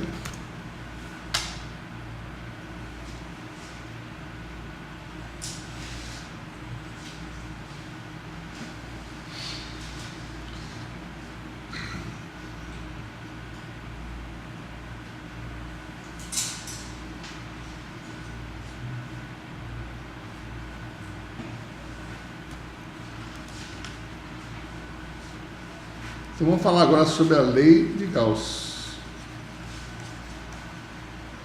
para o campo elétrico, né?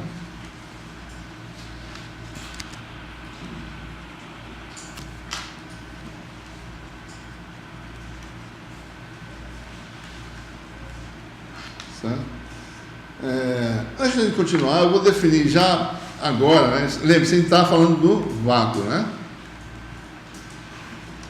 Certo?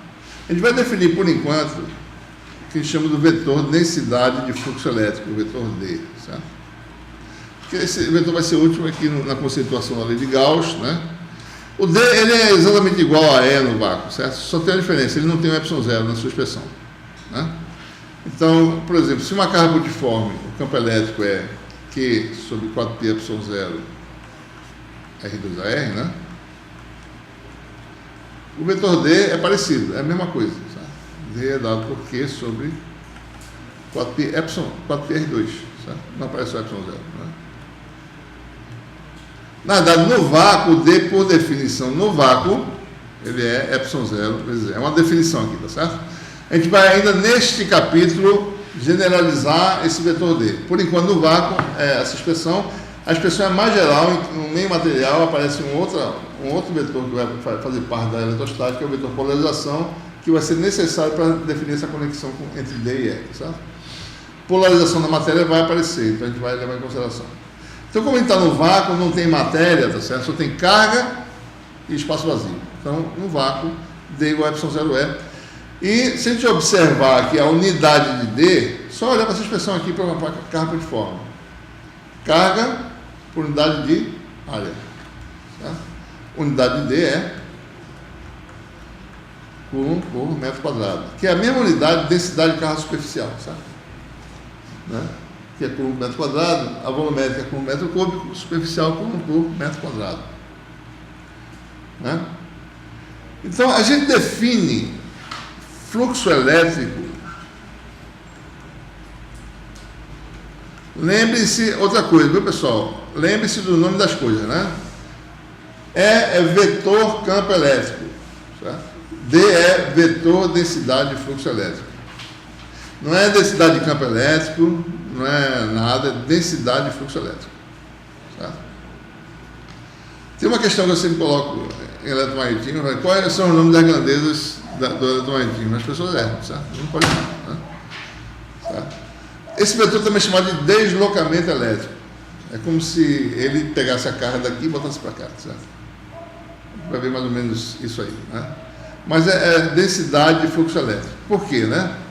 Porque ele vai conceituar agora a grandeza integral, que é fluxo elétrico, certo? Então, ele vai ser definido em termos do vetor de densidade de fluxo elétrico. Então, se você tem uma superfície qualquer, né, um elemento de área, ds, para uma determinada direção, e suponha que existe um conjunto de cargas que produz um efeito elétrico, um campo elétrico, certo? Então, esse conjunto de cargas produz uma influência, né, representada aqui pelo campo E, certo? Associado ao campo E tem também o campo D, né, que é uma réplica do E, ε0E, certo? Então, por definição, o fluxo elétrico psi, através dessa superfície aberta aqui, né, chamado de psi, é fluxo elétrico, por definição,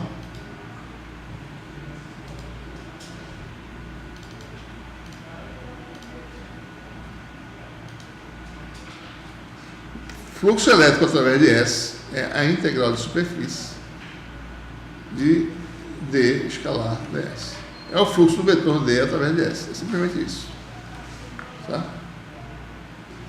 Ora, se D é Coulomb por metro quadrado e ds é metro quadrado, então o fluxo elétrico é medido em coulombs. Então tem tantos coulombs fluindo através da superfície S. Tá?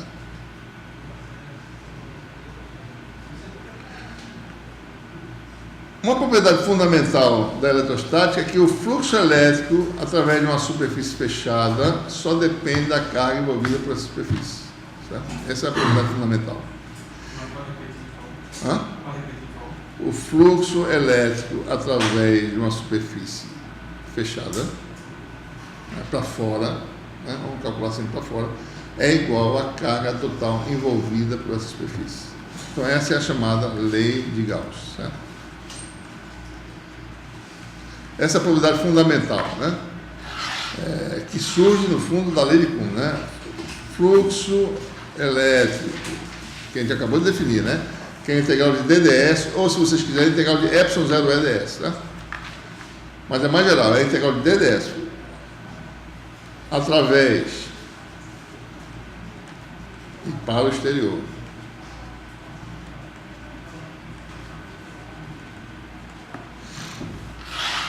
Em uma superfície fechada.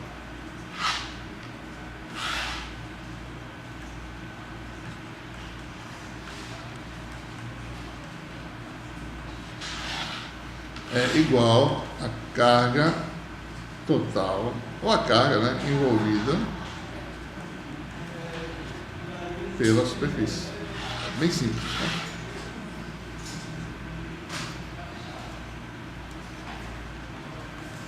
Essa é a lei de conservação, né? O fato do campo de uma carga pontiforme ser radial certo? Primeira propriedade. E variar com o inverso do quadrado da distância torna possível essa lei, né, de conservação. Se o campo caísse com 1/3 de um campo uniforme, se ele não fosse radial, isso não funcionava. Certo? A gente vai ver que é exatamente por esses dois aspectos. O campo é radial, ele sai radialmente de uma linha, ponto de carga, e varia com o inverso do quadrado da distância. É por isso que tem essa conservação, essa lei de conservação, que é a lei de Gauss. Né? Vamos mostrar aqui como é que é isso. Então, o que a gente quer saber é, bom, quem é o fluxo, né, para o exterior de uma superfície de formato arbitrário, né? A gente vai começar com uma carga pontiforme, né, que a gente conhece o campo de carga pontiforme, né? E depois, sabendo o fluxo da carga pontiforme, a gente junta várias cargas pontiformes, forma um objeto qualquer, né, e calcula o fluxo. E aí eu vou envolver essa carga pontiforme para uma superfície que eu chamo de superfície gaussiana, né, que vocês sabem, já é uma superfície gaussiana em formato arbitrário, e vamos calcular o fluxo. Aqui está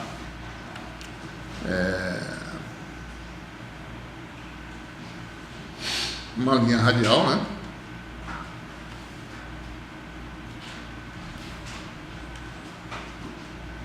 Aqui está o versor AR, né? Certo? Essa é a direção do campo, tá, pessoal? Aqui é o ponto em que ele intercepta essa linha radial que está a uma distância R da carga, intercepta a superfície sigma. Nesse ponto, a normal, a superfície está para cá, certo?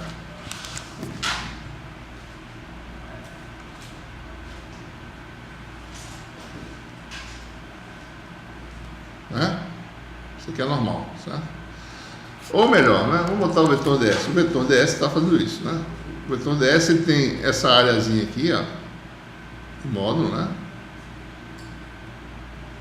E está normal a superfície, certo? Nesse ponto, exatamente, esses vetores formam um ângulo aí qualquer, não veio ao caso agora, certo? E a R, né? Então, vamos calcular esse produto escalar, certo? Quem é o produto escalar? Bom, o vetor D de uma carga pontiforme a distância R vale quanto?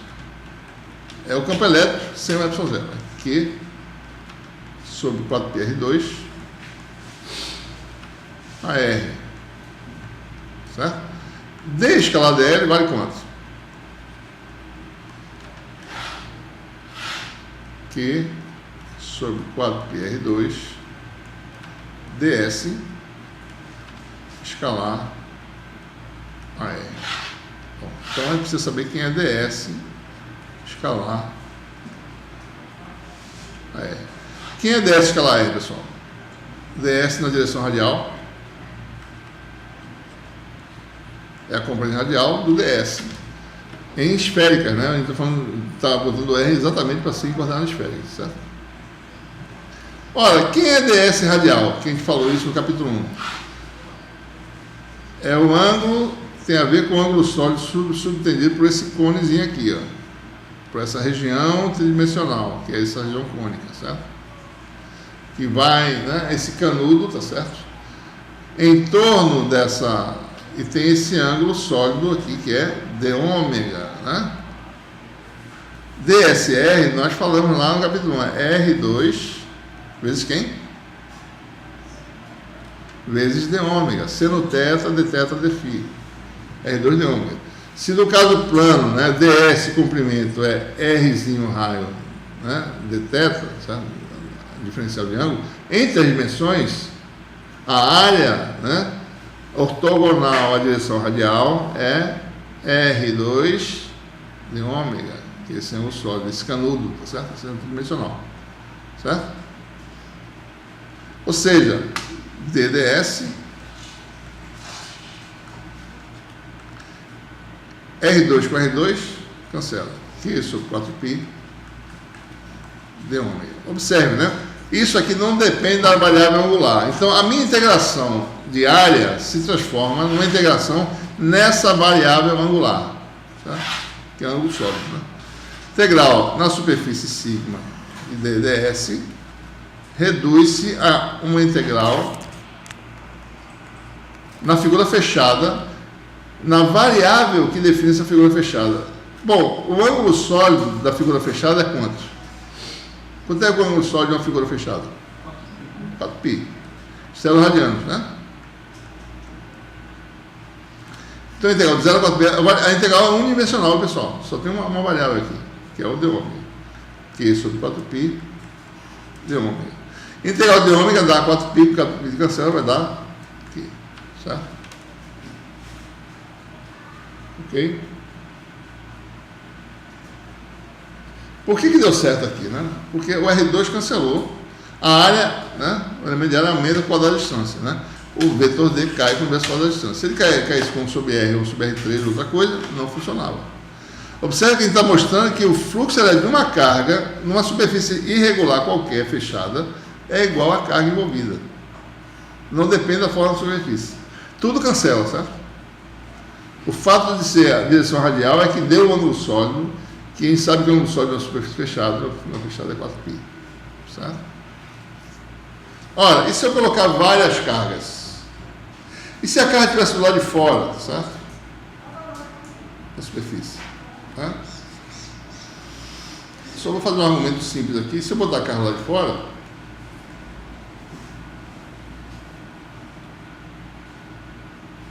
fazer mais ou menos aqui um canudo, certo? O ângulo sólido subtendido por essa figura é esse ângulo máximo aí, certo? Esse ângulo aqui todinho, tá? Ômega máximo. Se eu calcular, certo, o fluxo, né, aqui dá 90 graus mais ou menos, entre a linha radial e a normal superfície. Se eu calcular o fluxo através dessa superfície aqui, suponha que a carga seja por cima, tá? Dá uma fração desse ângulo sólido sobre 4π vezes o valor que é negativo, certo? Porque do lado de cá, por escalar, dá uma linha para lá com um ângulo, com um vetor que é mais do que 90 graus. Então o vetor radial está assim, o vetor normal está acima de 90 graus para cá, dá negativo, certo? Entre o lado de cá vai dar ômega máximo sobre 4π, só que é negativo. Do lado de lá vai dar ômega máximo sobre 4π da carga, só que é positivo. Cancela. Certo? Dá mais com menos, dá zero, certo? Se a carga estiver lá de fora, é a mesma coisa que não tem carga dentro, certo?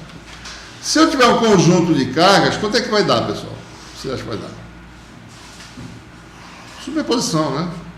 Não há problema nenhum. Se eu tiver uma carga aqui, outra aqui, outra aqui, outra aqui, outra aqui, o DI da iésima carga é QI sobre 4πε0 sobre 4π, digamos, né? RI ao quadrado, certo? ARI.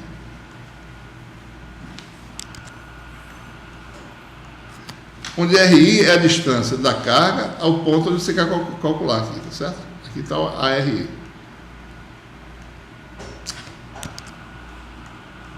Aqui está o RI, certo? O fluxo elétrico, o D é a soma em I, né? De I igual a 1 até N, função N carga de DI, certo? O fluxo elétrico vai ser integral de D escalar ds, né? Na superfície fechada. Ora, isso aqui é o que? É soma de I igual a 1 até N das integrais individuais. DI escalar ds. Como se cada carga estivesse sozinha. E cada coisa dessa é o fluxo da iésima carga. Quanto é que dá o fluxo da iésima carga? Suponha que ela está sozinha lá. Dá ela. QI, né? Então dá a soma das cargas que estão dentro da superfície, no interior da superfície. Ou seja, se você tem um conjunto de superfícies, conjunto de cargas, vou mostrar aqui uma figura mais detalhada aqui.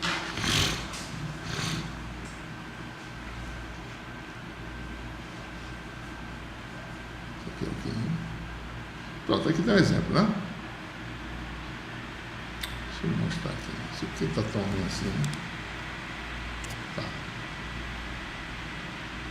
Então, por exemplo, se eu calcular o fluxo, tem essas N cargas totais. Algumas estão fora da região, outras estão dentro, né? Se eu calcular o fluxo elétrico, né, através do exterior dessa região limitada por sigma, vai dar a carga que está lá de dentro. Porque as cargas que estão do lado de fora dão contribuição nula, certo? Embora elas forneçam campo, mas o fluxo dessas cargas exteriores dá zero, que eu acabei de falar. Então, o fluxo aqui vai dar soma, né, das cargas aqui dentro. Soma de I igual a 1. Vou enumerar as primeiras N1 dentro, de I igual a 1 até N1 de QI. É a carga envolvida.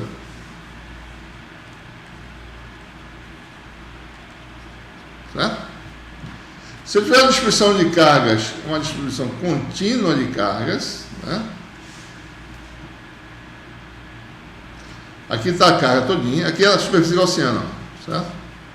Então, o fluxo posterior, o que quer que seja, cada carga vai ser um elemento de carga diferencial, soma tudinho, vai dar a carga envolvida, essa carga aqui, certo?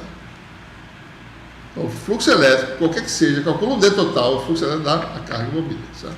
Então, em geral, né, qualquer que seja a distribuição de carga, não importa se é discreta ou contínua, se está na superfície, no volume, no caminho, o que quer que seja, tem que saber bem, diferenciar bem a relação, né? Se você tem aqui, então vamos lá, essa aqui é a minha região de carga, aqui tem um volume V, chamado de V1, certo? O volume de carga. Tá? Nesse volume há uma densidade de carga ρ. A carga total nesse volume é Q integral em V1 de ρ dV, certo? Eu venho com a superfície gaussiana.